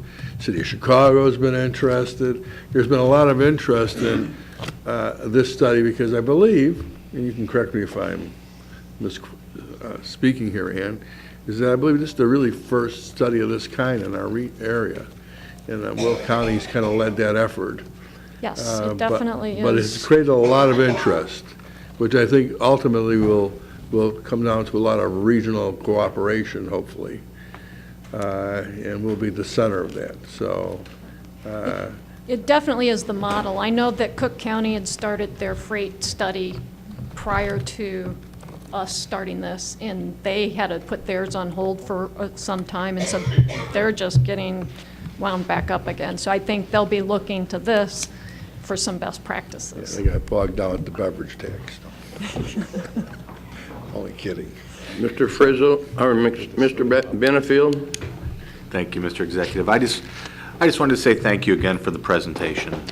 This is the second time I've been able to sit through the presentation, and I just wanted to say that this is an impressive study, and you should be commended for it. I thank the Will County Board for actually taking this up. It's very important.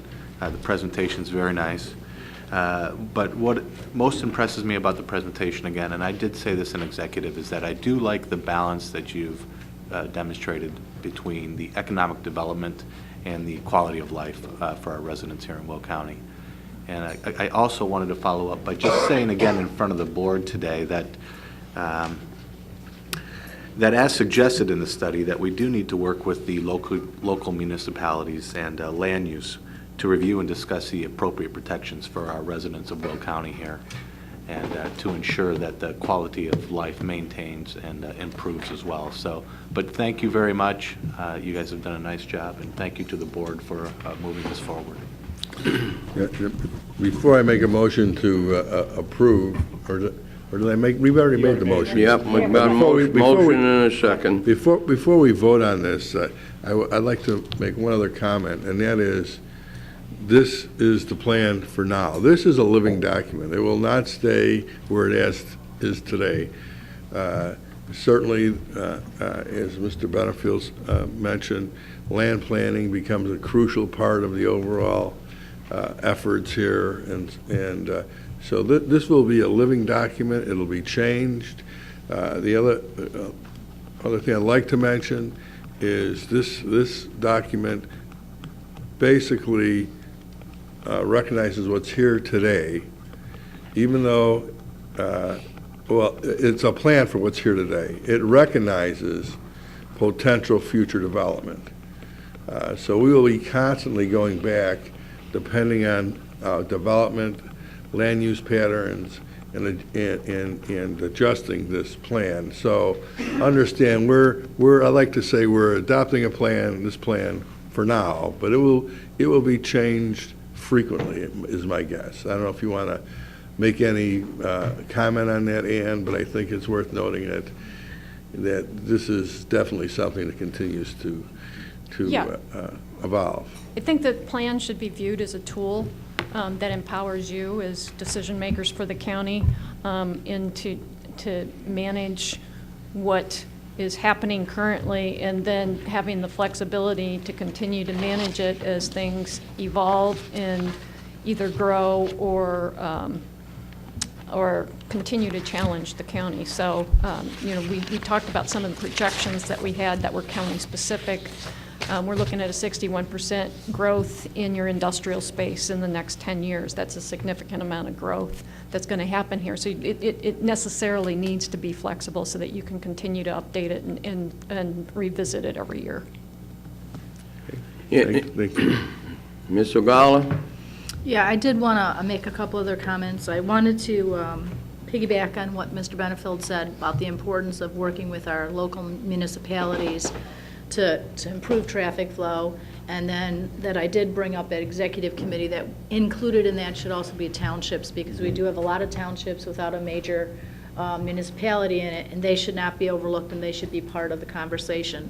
In addition to that, I know that is one of the things we're looking at on page 16 of our summary page is to increase air cargo capacity by continuing to support the development of the South Suburban Airport. I think that's one thing that we need to really consider looking at. The vast majority of cargo flies is transported by cargo ship, then it goes onto rail. Cargo then is handled majorly in Rockford and Indianapolis by FedEx and UPS and other local transportation for cargo. Continuing to support the development of the airport actually, to me, takes tax dollars away from much needed projects that are listed in this. So because of that issue, I'm definitely going to be a no vote. Any other discussion? Any other discussion? Madam Clerk, call the roll. Sure. Mayor? Yes. Brooks? Yes. Ogala? Summers? Moran? Rice? Harris? Benefield? Fritz? Gould? Militello? Balich? Frizzalone? Winfrey? Parker? Staley Ferry? Dollinger? Markham? Hart? Tumanello? Weigel? Karlovitis? Mustis? Yes.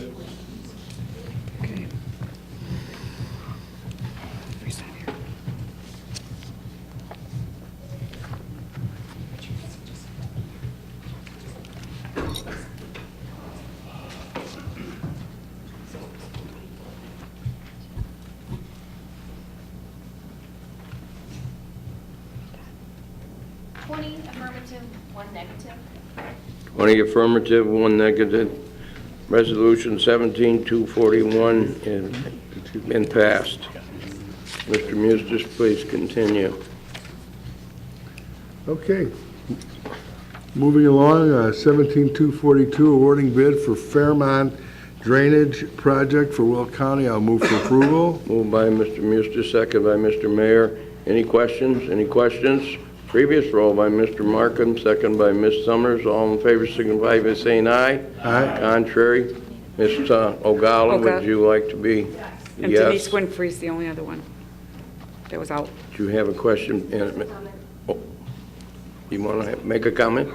Okay. I just want to say thank you all for approving. I know the residents of Fairmont have been wanting the drainage issue to be addressed for quite some time, and I know they're eager to get this started, and I'm very happy that we were able to find some money to fund this project. Thank you very much for your comments. Okay, Mr. Okay, Mr. 17243, authorizing lease agreement for the Pitney Bowes Mail Management System. I'll move for approval. Moved by Mr. Muster, second by Ms. Malatello. Any questions? Any questions? Previous roll by Ms. Rice, second by Ms. Summers. All in favor signify by saying aye. Aye. Contrary, motion is carried. Next, we have 17. Denise, you asked to be on? Okay. Thank you. Next, we have Resolution 17244, renewing contract for telecommunications for time and material, and I'll so move. Moved by Mr. Muster, second by Ms. Rice. Any questions? Previous roll by Mr. Gould, second by Mr. Balich. All in favor signify by saying aye. Contrary, motion is carried.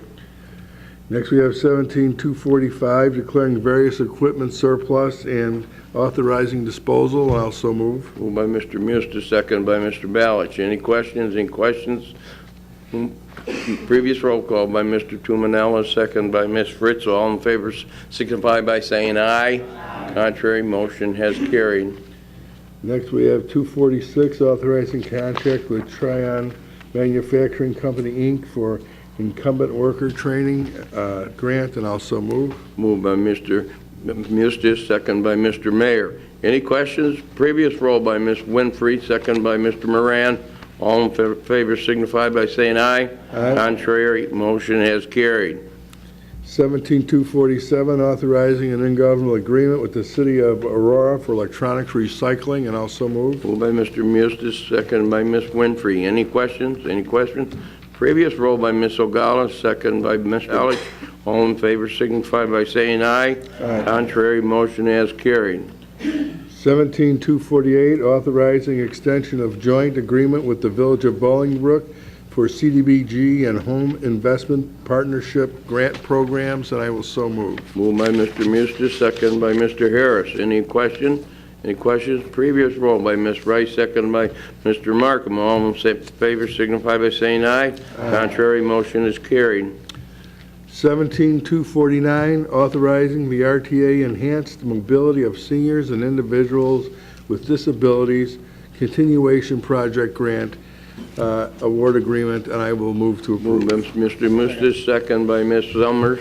Any questions? Any questions? Previous roll by Ms. Winfrey, second by Mr. Brooks. All in favor signify by saying aye. Aye. Contrary, motion has carried. Next, we have Resolution 17250, setting the salary for the supervisor assessments, and I'll so move. Moved by Mr. Muster, second by Ms. Winfrey. Any questions? Any questions? Previous roll by Ms. Parker, second by Ms. Dollinger. All in favor signify by saying aye. Aye. Contrary, motion has carried. Adopting bargaining agreement with the ASME Council 31 Local 1028 for executive bargain for the executive branch and the LPNs this was distributed, I assume. I'll move to approve. Moved by Mr. Muster, second by Mr. Mayor. Any questions? Any questions? Previous roll by Mr. Markham, second by Ms. Staley Ferry. All in favor signify by saying aye. Aye. Contrary, motion has carried. Excuse me, Mr. Executive, will you show me as an extension to the fact that my husband is a participating member of ASME? Thank you. Thank you. Next, we have 17252, adopting revised and amended group health benefit plan and establishing premium contributions, and I will move for approval. Moved by Mr. Muster, second by Mr. Mayor. Any questions? Any questions? Previous roll by Mrs. Dollinger, second by Ms. Malatello. All in favor signify by saying aye. Aye. Contrary, motion has carried. 17250. Annette, excuse me, Annette, you want to be a yes now? Oh, okay. Thank you. Next, we have 17252, replacement hires for the county executive branch finance department. I'll move for approval. That's 253. 253, I'm sorry. Okay. That's correct. Moved by Mr. Muster, second by Mr. Mayor. Any questions? Any questions? Previous roll by Mr. Moran, second by Ms. Summers. All in favor signify by saying aye. Aye. Contrary, motion is carried. Next, we have 17254, replacement hires for the Department of Transportation. Also move. Moved by Mr. Mayor Mustis, second by Mr. Gould. Any questions? Any questions? Previous roll call by Ms. Dollinger, second by Ms. Ogala. All in favor signify by saying aye. Contrary, motion has carried. Next, we have 17255, replacement hires for Sunny Hill Nursing Home, and I will move for approval. Moved by Mr. Mustis, second by Ms. Winfrey. Any questions? Any questions? Previous roll by Mr. Bally, second by Mr. Tumanello. All in favor signify by saying aye. Contrary, motion has carried. 17256, replacement hires for the County Executive Maintenance Department. I'll move for approval. Moved by Mr. Mustis, second by Mr. Markham. Any questions? Any questions? Previous roll by Ms. Summers, second by Mr. Moran. All in favor signify by saying aye. Contrary, motion has carried. Next Executive Committee meeting will be October 5th at 10 a.m. Next, I have the appointments by the County Executive. I'll move for approval. Moved by Mr. Mustis, second by Mr. Mayor. Any questions? Any questions? Previous roll by Mr. Brooks, second by Ms. Staley Ferry. All in favor signify by saying aye. Contrary, motion has carried. You know, the other thing, Mr. Executive, if I may, I'd like to mention that there will be a special meeting, county board meeting on September 27th to take up approval of a land purchase that we made, just so we can coincide with the closing of the building. And now we're going to have that special meeting for, it's the same day we're having the special meeting to go over the budget meeting. So hopefully the majority of you can be here. We do need 14 of you, though. So I'll have the office give a call to everyone, perhaps tomorrow, to see if you're going to be able to attend. So, Mr. Executive, then you will know if we're going to have a quorum or not. Okay. Okay? Thank you very much. Next up, public comment. We do have some speakers this morning. First up is Rosemary Breen. Please come forward, Rosemary.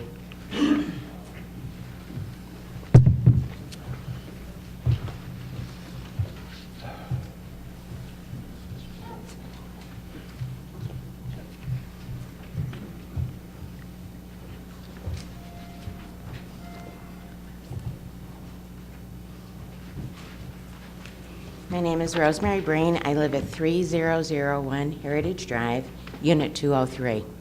The reason I'm here is about the Supervisor of Assessments website. Will County used to have the best website. When people would get an assessment revision notice, you could go on there, you could put your street name in, you could look at all the sales in your neighborhood. There's even a little map you could click on, go through your whole subdivision, street by street, because the most important part of assessing is what houses are selling for. What is the value of my house is determined by other like home selling. They've taken the addresses off. Now, if you want to go through, the sales are not on. If you put your street name in, it will not bring those up. You can go by putting a PIN number in and then clicking on that, it'll tell the address. So the addresses are on there, but they're not easy to get to. So we're always talking about transparency. We're not being transparent. We're not making it easy for taxpayers. Even if you just wanted to know curiosity, what could I expect to get for my house if I were to sell it? It was just a nice tool to use. So I'm encouraging the board, I know they have no jurisdiction over this, but if you would encourage the Supervisor of Assessment to put this back on, I would really appreciate it. And I think the taxpayers have a right to this. Thank you. Thank you very much for your comments. Next up, Tricia Mays.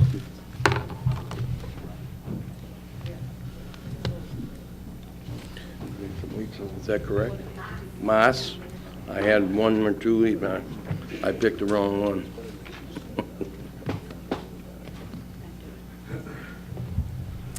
Hello, as mentioned, my name is Tricia Maas. I am very thankful that I was given the opportunity to speak during this meeting. Today I'm going to share almost the exact same speech that I gave at the last Elwood School Board meeting because I feel it is relevant for this meeting as well. I am a mother and resident of Elwood. I wanted to know more about North Point and how they would impact the families in our communities. Therefore, what better way to find out than speaking with people who are dealing with the effects of having said company in their own town? I personally reached out to the school district of Gardner-Edgerton in Kansas. I spoke with administrators from District USD number 231, where North Point developed a 1,700-acre industrial park. Here are some questions that I asked. What kind of relationship does the school district have with North Point? 2, how is North Point keeping their end of the deal? 3, do you have any concerns regarding safety of students? 4, any traffic issues? 5, how has the school district in Edgerton been influenced, affected by the development? 6, if you had to do it all over again, would you? 7, is school growth in Gardner or Edgerton? 8, what benefits has North Point provided to the school? The reply I received from my first question regarding the relationship between the school and North Point was alarming to me. Their main contact with North Point was Mr. Patrick Robinson. The school only heard from him once. The school's means of communicating with North Point is through letters. That's it. The North Point Industrial Park in Edgerton has created a poor relationship between the school and mayor. The mayor was very silent when dealing with North Point's development. Speaking of silence, after North Point got their signatures that they needed for approval to develop, they stopped speaking about their sweet deals. When I asked about North Point keeping their end of the deal, a source said that North Point developer will not be honorable. Do not believe that North Point will fulfill any promises that they are proposing. I mentioned North Point has drafted a closed loop with a bridge in Elwood. My source stated that the exit off of I-35 was constructed to be designated for North Point Industrial Park in Edgerton, which North Point considers a closed loop. It is called the Homestead exit. However, many semis still use back roads and get lost in their downtown area. The biggest traffic is downtown, even with the Homestead exit. I informed the source that our proposed bridge will have a pedestrian walkway. The source let me know that North Point built a bridge over railroad tracks in their town. North Point quit paving the bridge because North Point thought the city should pay for the maintenance. Parts of the road are actually all broken up. The bridge has nothing to do with helping patrons. Moving on. I have combined the responses to the third and fourth questions regarding safety of students and traffic issues. On September 19th, 2016, a tractor trailer ran a stop sign and struck a Gardner-Edgerton School District bus. I quote, "The semi was snaking its way to the intermodal. It should not have been there."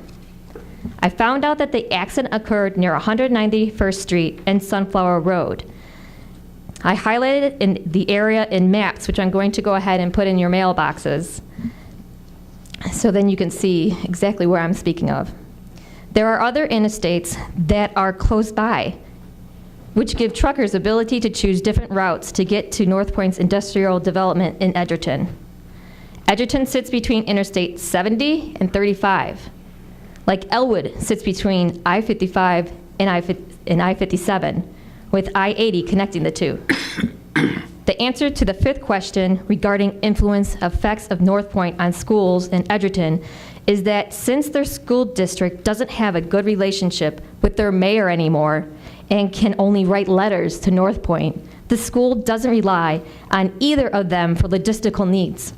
The school has found a different avenue in getting logistical needs resolved through a different town called New Century. I find that very disheartening. Please bring your comments to a close pretty soon. Okay. When I asked if the school had the chance to do it all over again, would it? The source said that the school tried to fight North Point from developing in their town. Edgerton was a small town just like Elwood. A source wished our town good luck in stopping North Point from getting approved. In regards to the school's growth, I was informed that there is no direct relation between North Point and student enrollment. Kansas City's rapid growth is the reason for increased enrollment. The answer to my final question, what benefits did the school receive with North Point developer? The Gardner Edgerton School District received 1 Kindle for their 6,000 students. It was mentioned that it will be 10 years before the school district sees any money from North Point developer. To conclude my speech, I will deliver results of a recent and ongoing poll in which I conducted. It read, Elwood School District, in order to get confirmed numbers, I'd like to do a poll regarding the impact that North Point development will have on people moving out of the area. If North Point gets approved, will you be moving out of Elwood School District? If you answered yes or maybe, please indicate how many children will be taken out of Elwood School. 85 responded yes, my family is moving out of the area. 1 single person said they would move as well, and 9 people said maybe, only 13 said no. The breakdown of total numbers of current students will be pulled out of school are 60, with additional 17 future students. We also had counts of 15 miscellaneous, and other people just didn't let us know how many people that they had in their children they had in their family. 1 person responded that he recently decided not to move to Elwood because the place where the person was going to purchase was too close to the possible future North Point Industrial Park. Mr. Patrick Robinson mentioned on September 19th at the Elwood School Board meeting that he and other North Point reps booked into the late night hours to answer any questions. He also mentioned that North Point wants to be a good neighbor. In addition, North Point's website mentions that they conduct their business by following the golden rule. If that's true, why did he and his associates walk out of the building before hearing the public comments, which were in the agenda? And where did all their extra time go? With all the information that I shared, do you think I got my answer? Thank you very much. Thank you very much. Next up is Christina Samet. I don't care, it doesn't make any difference. Good morning, I'm Christina. I'm a Jackson Township resident. I live on Cherry Hill Road in unincorporated Jackson Township. I'm here to talk to you today also about the North Point development. I don't know how much you are familiar with it. It's a 2,200 acre intermodal light industry park. 2,200 acres, to put it in perspective, is actually the size of the Chicago Loop. It's also 3 times the size of Midway Airport. And it will be between the village of Elwood and the village of Manhattan, which is where I currently live. So we have about 1,000 people who have already signed a petition against this development that are Will County residents. And we're gaining signatures, hundreds of signatures every week. We have about 500 people that are working around the clock against this. And so we would love to have the opportunity to present to you in a more thorough setting all of our research and all of the efforts we've made, our surveys, and everything that we've discovered to give you a better informed opinion about this proposal. This is not just about trucks. Our signs say no more trucks, but actually we have a new message, which is there are many concerns about this development beyond trucking, and we're not against freight and we're not against truck drivers. We actually understand how important they are to our lives and to the economy of Will County. So I'm just going to go through a few concerns and be very brief. We're very concerned about the environment. There was a water summit recently on September 14th where they talked about how the aquifers are depleted in our area. We're concerned about the Medewan. This is the only national tallgrass prairie in the country, and it's building 3 airports next to one of our national treasures, something that is all about renewal and very significant to our region. And we're concerned about pollution. The park itself actually has a proposed closed loop, which means half of the trucks go out to the interstate, the other half circle around and ferry freight from the train to the warehouses. So they run their engines all day. And basically, there's around, the last numbers were around 3,200 that circle in the fishbowl and another 3,200 that are going out to the interstate. So we're concerned about pollution. We're concerned about safe roads. I'm gonna skip over that because it was in the presentation about the friendly freight. That red streak of where all the crashes are is Elwood, and where all those hot spots for the warehouses currently are and the freight heavy traffic is in Elwood. So we have concerns about that. And then we have concerns about things such as the moratoriums. Elwood had a moratorium on further industrial development. They had a resolution against grade separation at Walter Strawn Drive, which means a bridge or a tunnel. They had a boundary agreement with Manhattan that this proposal actually does not observe. And they had, we have annexation laws on the books. All four of these things have been ignored by the proposal. And so at some point, as a constituent, as one of your constituents, we feel frustrated because it feels like nothing matters anymore. It doesn't matter if there's a moratorium, doesn't matter if there's a resolution that's binding, doesn't matter if there are laws on the books for annexation. We feel like that all goes out the window as soon as a large industrial partner comes in. So we're obviously we're concerned about infrastructure, but that was covered today already. And we are concerned about the effect on the local economy. There are actually studies out, this is one of them, that was done by Warehouse Workers for Justice that actually talks about the type of jobs that are coming into our community. 63% of the workers will be temps.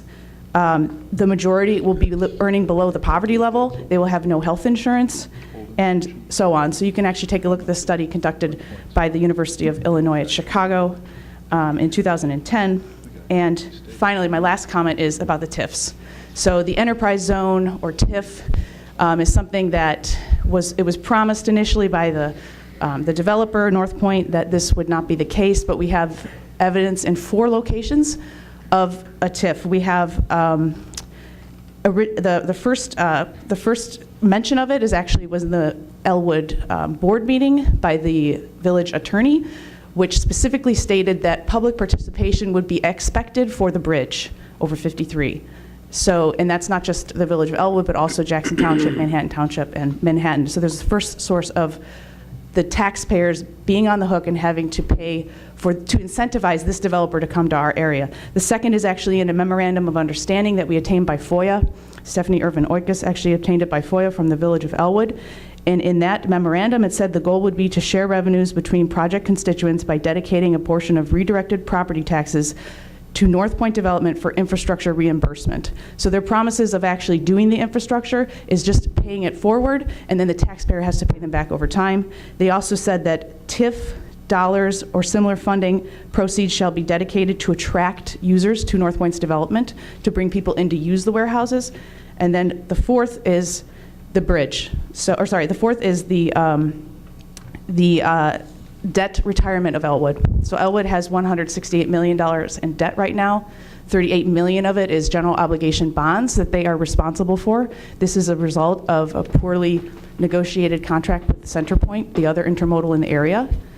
And North Point is promising to pay off that debt today and restructure it so that it can be paid off with tax incentives later. So there are 4 sources of these TIFs, and we're very concerned about this, and it seems misleading to the public that these community benefit promises are being made when really we're going to actually have to incentivize them to come into this area being the most desirable area in the country right now, the largest intermodal port inside the country. We have to pay for them to come instead of them actually bringing us benefits. So that concludes my comments, and I thank you for your time. Thank you very much. Thank you. Next up is Kathy Garthis.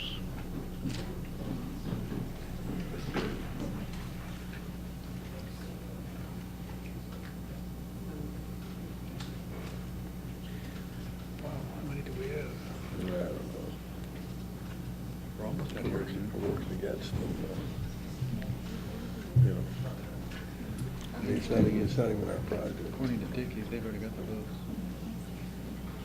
I'm Kathy Garthis, a Will County resident. And first of all, what I originally came here for was to speak about getting to meet with public officials, elected officials. What does it take to get to meet with these people? We have been attempting to meet with us, Will County State's Attorney Jim Glasgow.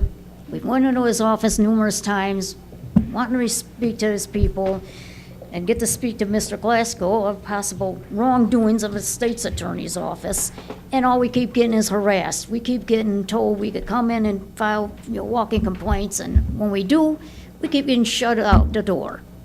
And then last attempt was made was even when my ma had a case down here in court over here. I'm tempted to talk to the state's attorney people. They're refusing to talk to me, and they're then having the sheriff following me around the building as if I'm a crook.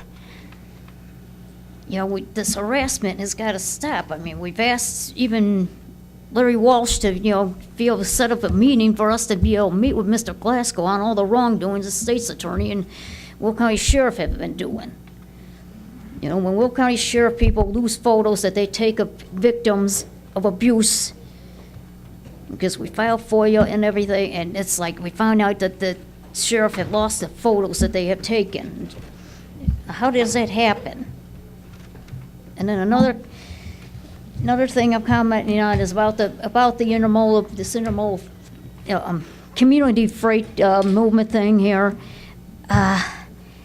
We wish that, you know, like Ann Schreiber and that people would actually come down Vetter Road and meet one-on-one with the residents of Vetter Road, because we are greatly going to be impacted too by all this stuff, even from North Point. Already, you know, we are already affected about the intermodals that are going on now. Every day we face going in and out and facing these trucks every time we go in and out of town. We've seen right-hand turns coming out of the intermodal yard numerous times a day. We call the local police department, we call UP. Nobody wants to do anything about these trucks doing right-hand turns out of this intermodal, UP intermodal. You know, it clearly says left turn only. These trucks are turning right repeatedly. You know, and all we get harassment too from them, too. We get harassment from Joliet police, you know, they don't want to be out there 24/7. Well, the trucks don't stop 24/7, they run 24/7, so why does the police force, you know, feel they only have to be out there on a Thursday, at, you know, and quit at 1:30? By 1:30, they're done with their truck enforcement. You know, these trucks don't stop, and the air pollution with these trains and these trucks.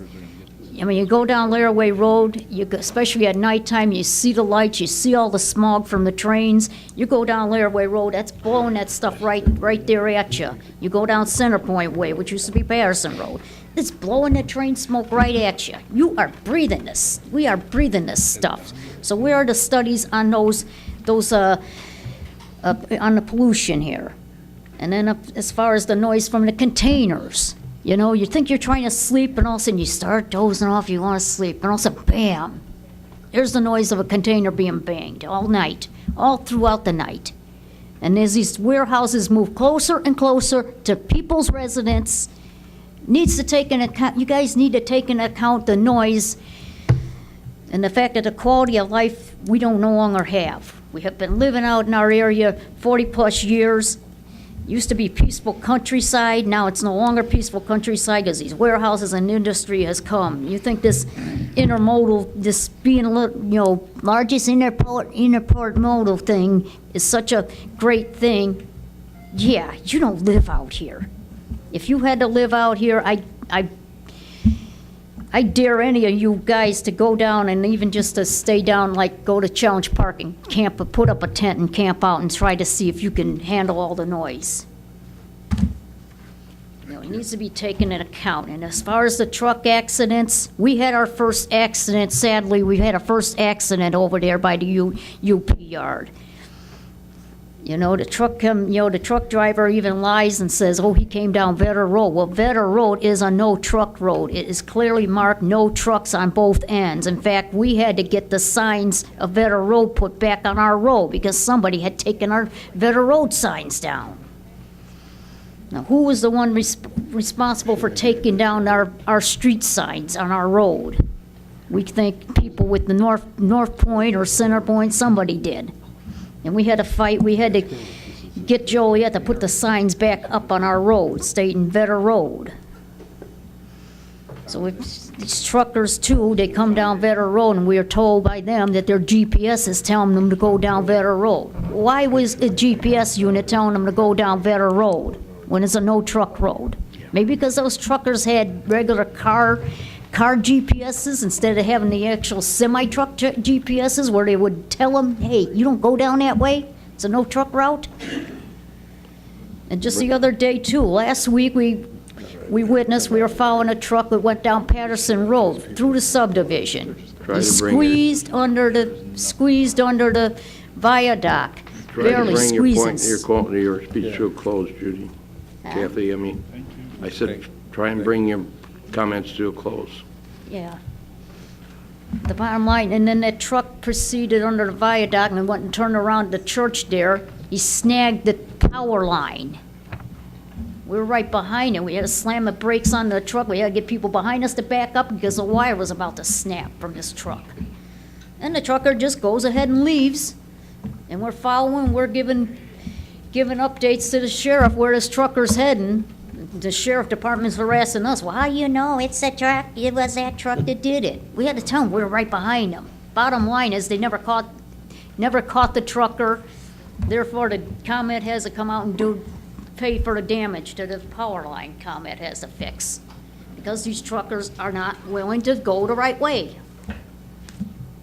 Thank you. Thank you. Thank you for your comments. Next up is Judy Kreiser. Judy?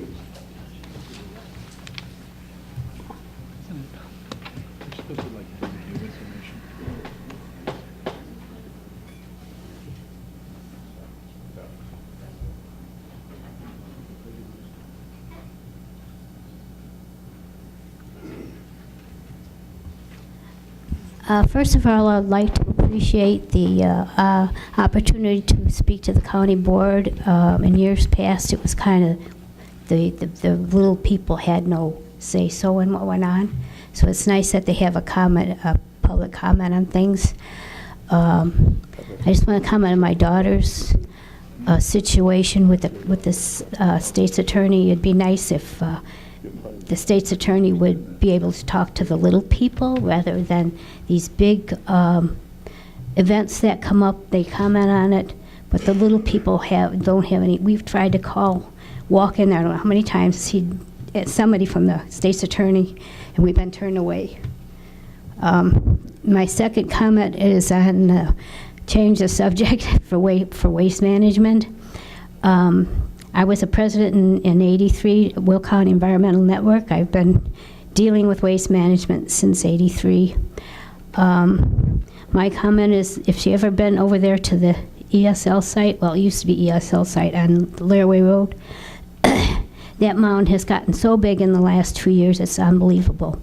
You people let them bring everything in, Superfunds, contaminated soil, and as far as I had checked, the last time I checked, they had 19 wells that are contaminated on that site. They used to have like 5, now they have 19 wells that are contaminated.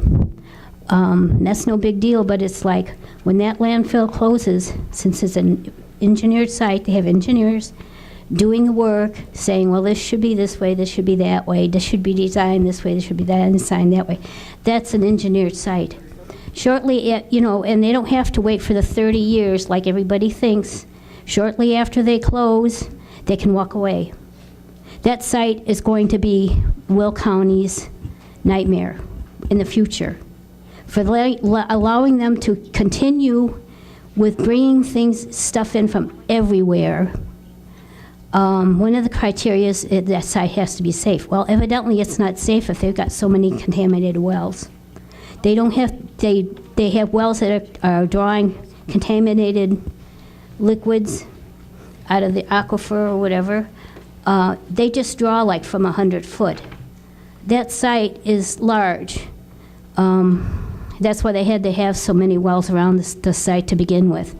When they had the leachate, they took the leachate and they compared it with the monitoring wells. It showed up in the monitoring wells, that very leachate. They keep on cutting down on what they have to check for in these wells. Also, it depends on where the machine is that monitors the levels. Anything below that if they have the machine set too high, then it's not going to show the contamination. According to the EPA, there's no problem. It depends on if they're below the limit and it shows contamination, it can still be there, but it'll just take you longer to die from it. And I'm telling you people, for future of Will County,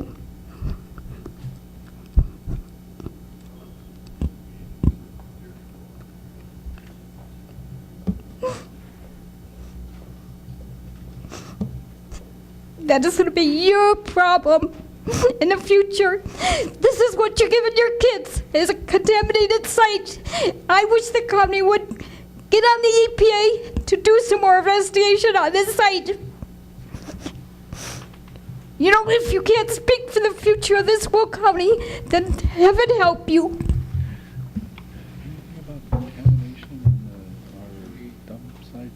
Thank you, Judy.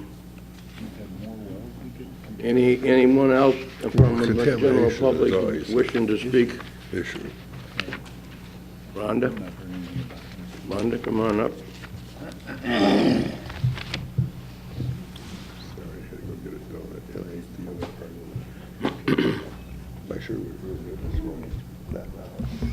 Good morning or good afternoon, County Board. Thank you, and thank you to the public and you, County Executive Walsh. I'm Rhonda Novak. I'm the Supervisor of Assessments here in Will County, and I have been for 15 years. The website that was referred to earlier is the website that I run in my office, through my office, as a courtesy for all of my 24 townships. That website has been run since 2005. I'm extremely proud of it. We get several compliments on it. Appraisers use it, taxpayers use it, title companies use it. It has everything included that any taxpayer or anyone in the real estate tax buying business would need or want to see. It may not be fashioned in the format that everybody would like it to be in or that each individual would like it to be in, but for legal purposes, there are reasons that addresses can only be in one area of the website and can't appear in another area. I've gone through this with the state's attorney's office, and I just want all of you to know that it is user-friendly. It is, taxpayers depend on it often. We update it, we do our best with it, and I think that's all that I need to say about it. So thank you. Thank you, Rhonda. Anyone else in the public? Anyone else in the general public? Seeing none. County Board comments? Lori? Mr. Summers? Oh, oops. Well, if you quit, it. All right. You turn it off. Okay, I did. I think I flipped it back and forth. Thank you very much. And first of all, I want to thank you, ladies. It takes a lot to come up and talk to us. And one of the things that I want to address is I did say yes to the mobility freight study because I believe that we need to take a look at everything, and I believe that we need to responsibly keep planning for the future. And that's the key words. We need to be responsible.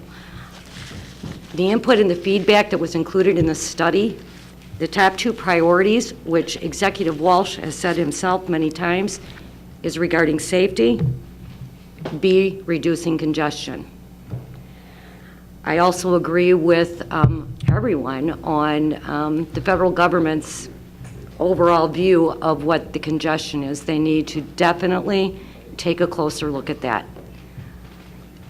I also understand the concerns regarding the pollution and the types of jobs it will bring. Unfortunately, when these things are brought in, most of the time it comes through a municipality. And as I have been told for a decade, because of state law, they don't even have to notify the unincorporated areas of plans that they are making. I want you ladies to continue speaking out, because it's not about me and a lot of these people on this board anymore. It's your future, your family's future. And again, thank you for standing up and speaking. Thank you. Mr. Ballage? Yes, I just wanted to point something out, and I think everybody's heard it probably before, but it's important to say at the board meeting. Our county board is very concerned about taxes to our residents. I know Mr. Frizzalone takes every one of these line items and looks at every one of them to make sure what we're going to cut or what we're going to do with it. Now, the state of Illinois, in your presentation, with a stroke of a pen, gives us a 2% administration fee, which in other words, because they refuse to address their irresponsible spending policies, they're going to turn around and make our county pay for their bad behavior. And to me, that is disgusting. You know, every member of this board goes out of their way to try to keep taxes down. The state last year gave us an unfunded mandate with a stroke of a pen to change voting rules. They didn't give us any money, they just told us find it. Well, where on earth are we going to continue to pay for their mistakes and their stupidity of making us do things that we don't have the money for? So what they're really doing, and I want everybody to know this, they're saying that the county should pay for what they want us to do, and we don't have the money. So eventually, we're going to end up having to raise taxes where it's their problem, and it's not our problem, but we're going to get the blunt of the whole thing from them. Thank you. Mr. Frizzalone?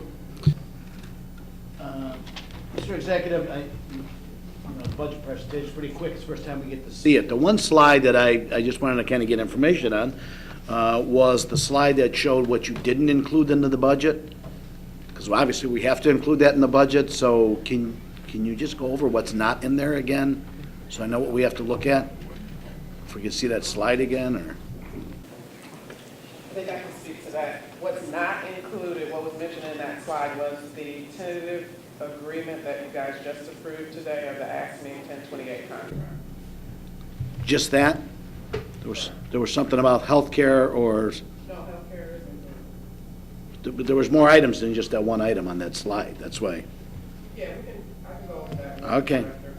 If you get with Sean after the meeting, she'll gladly show you whatever you're looking for. Then definitely you're going to be at the workshop next week. So, any other county board members want to have the floor? So, next up we have Majority Leader, Mr. Mayor. Mr. Executive, good afternoon. Good afternoon. There was a moment there that I thought maybe we would get out before noon. But, you know, I want to thank all our speakers for coming out today. We're talking about this is the people's government. And with that, I just want to recognize the fact that this is the 230th anniversary of the U.S. Constitution, which was written in 1787 and signed on September 17th of that year. But, just like we've seen here today, there are more than just two sides to every story.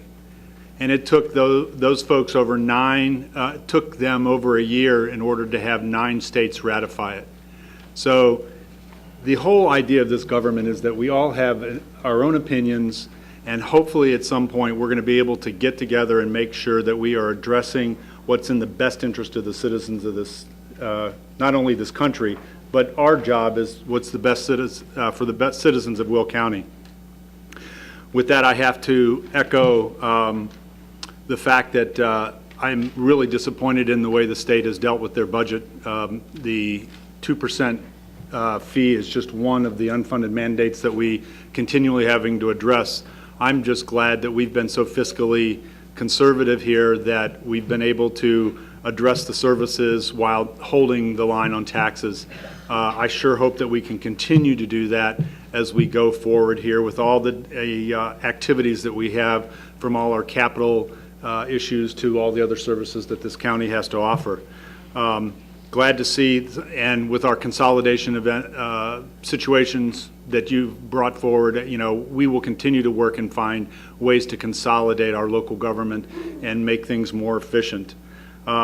Thanks to Ann and her group for all the work that they did on that freight study. It's studies like this that create ongoing plans, and I think Mr. Mustis also said this, it's not so different than what we did for our capital plan.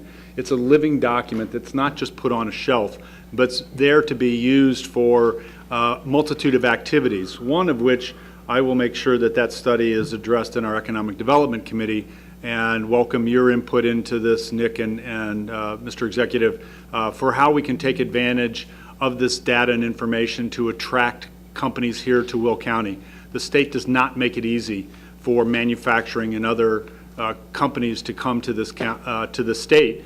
Hopefully, with the geographic location, with the study that we have, that we can try to make things a little more enticing for folks. And so I want to make sure that we work with the CED and get this study out for folks and be able to use it to bring in other companies. Now I'm going to take it on to a little sad note here. Naperville lost another young man this week to heroin. And I can't tell you, this is, we've talked about this thing as an epidemic. And we talk about, all the things that, we're trying to do once we find out that these kids are on heroin. And sometimes parents just don't have the resources once the kids go down that route. I'm just going to ask the parents, please keep your children close to you. Listen to them, talk with them, spend time with them. They want to talk to you. And we'll pray for you, because sometimes that's all we can do. We do everything we can as a parent to help our kids, and they just, for whatever reason, go down the wrong path. So I'd like to take just a moment of silence for this family and for all the folks that have lost family and friends and all the catastrophes that former Speaker Brooks brought up this morning.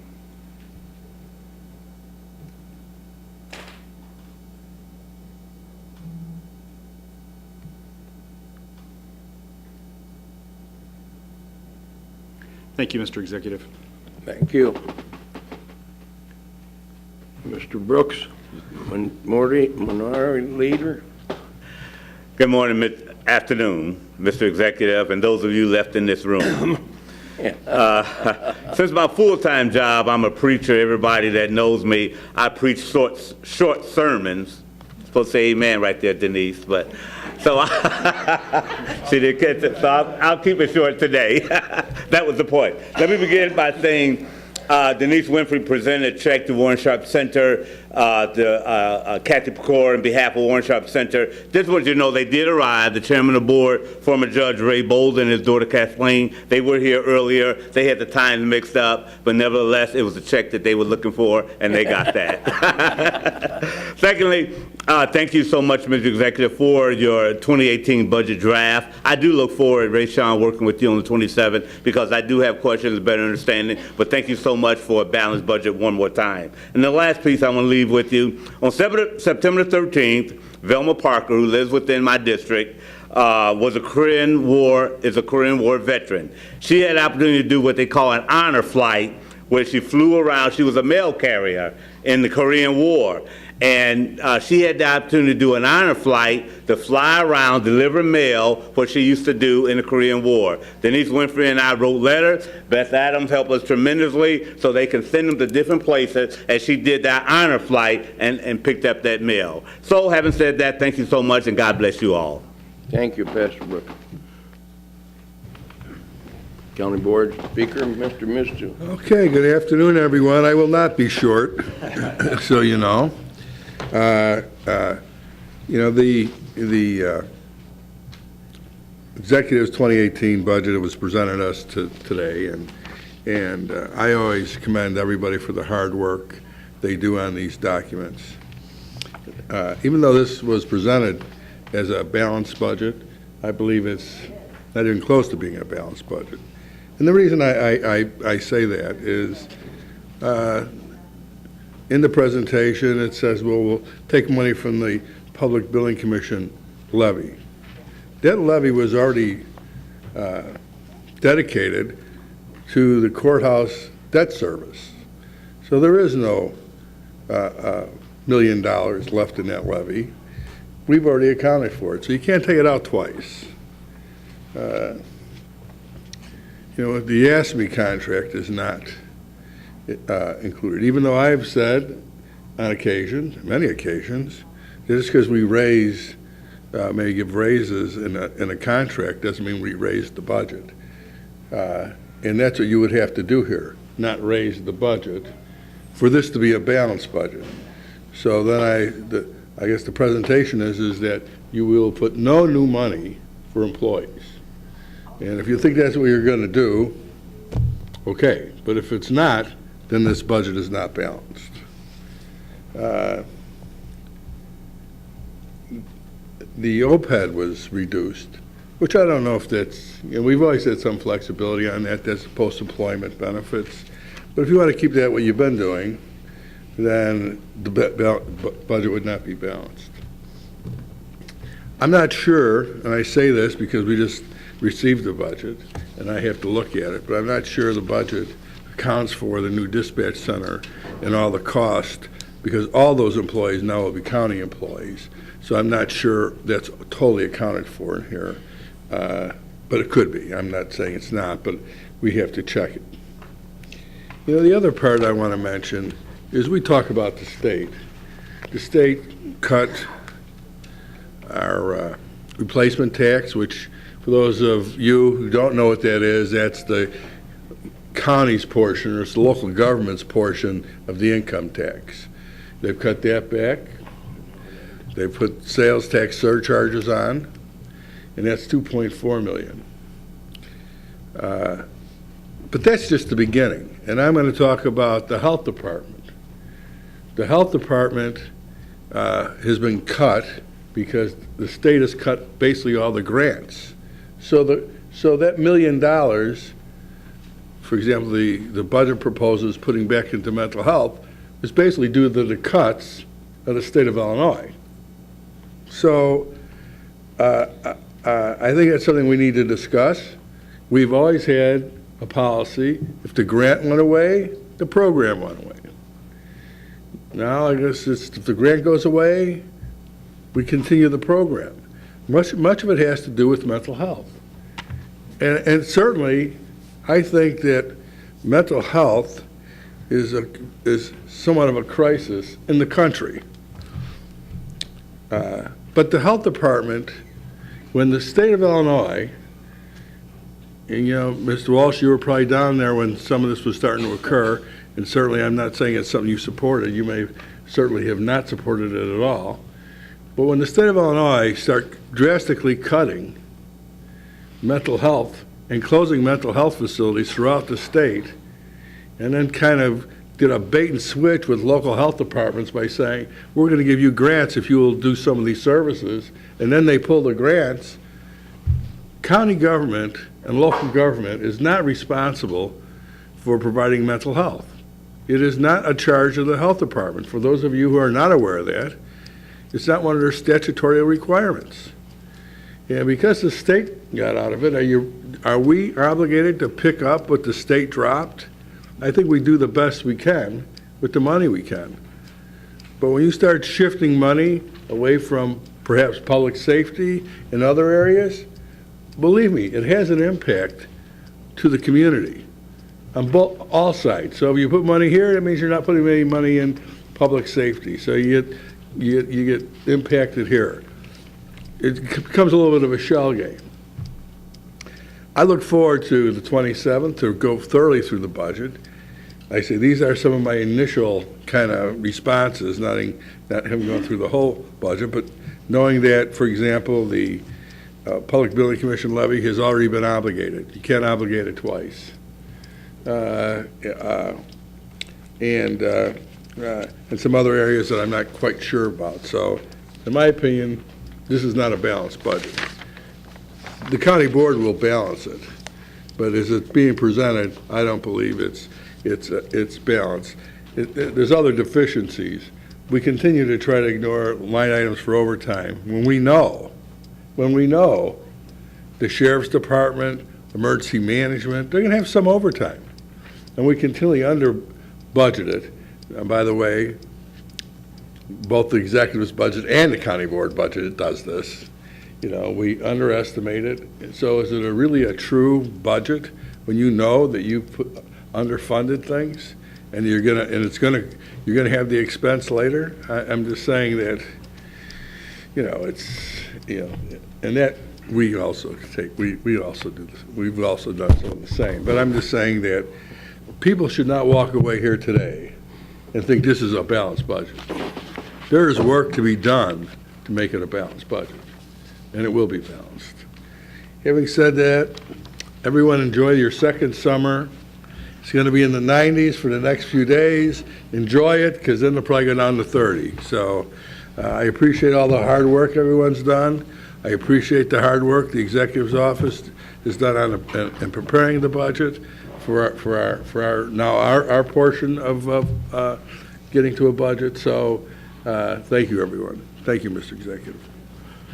With that, seeing no more business to be before this county board, we'll stand at recess until Thursday, October 19th, 27 at 9:30 a.m.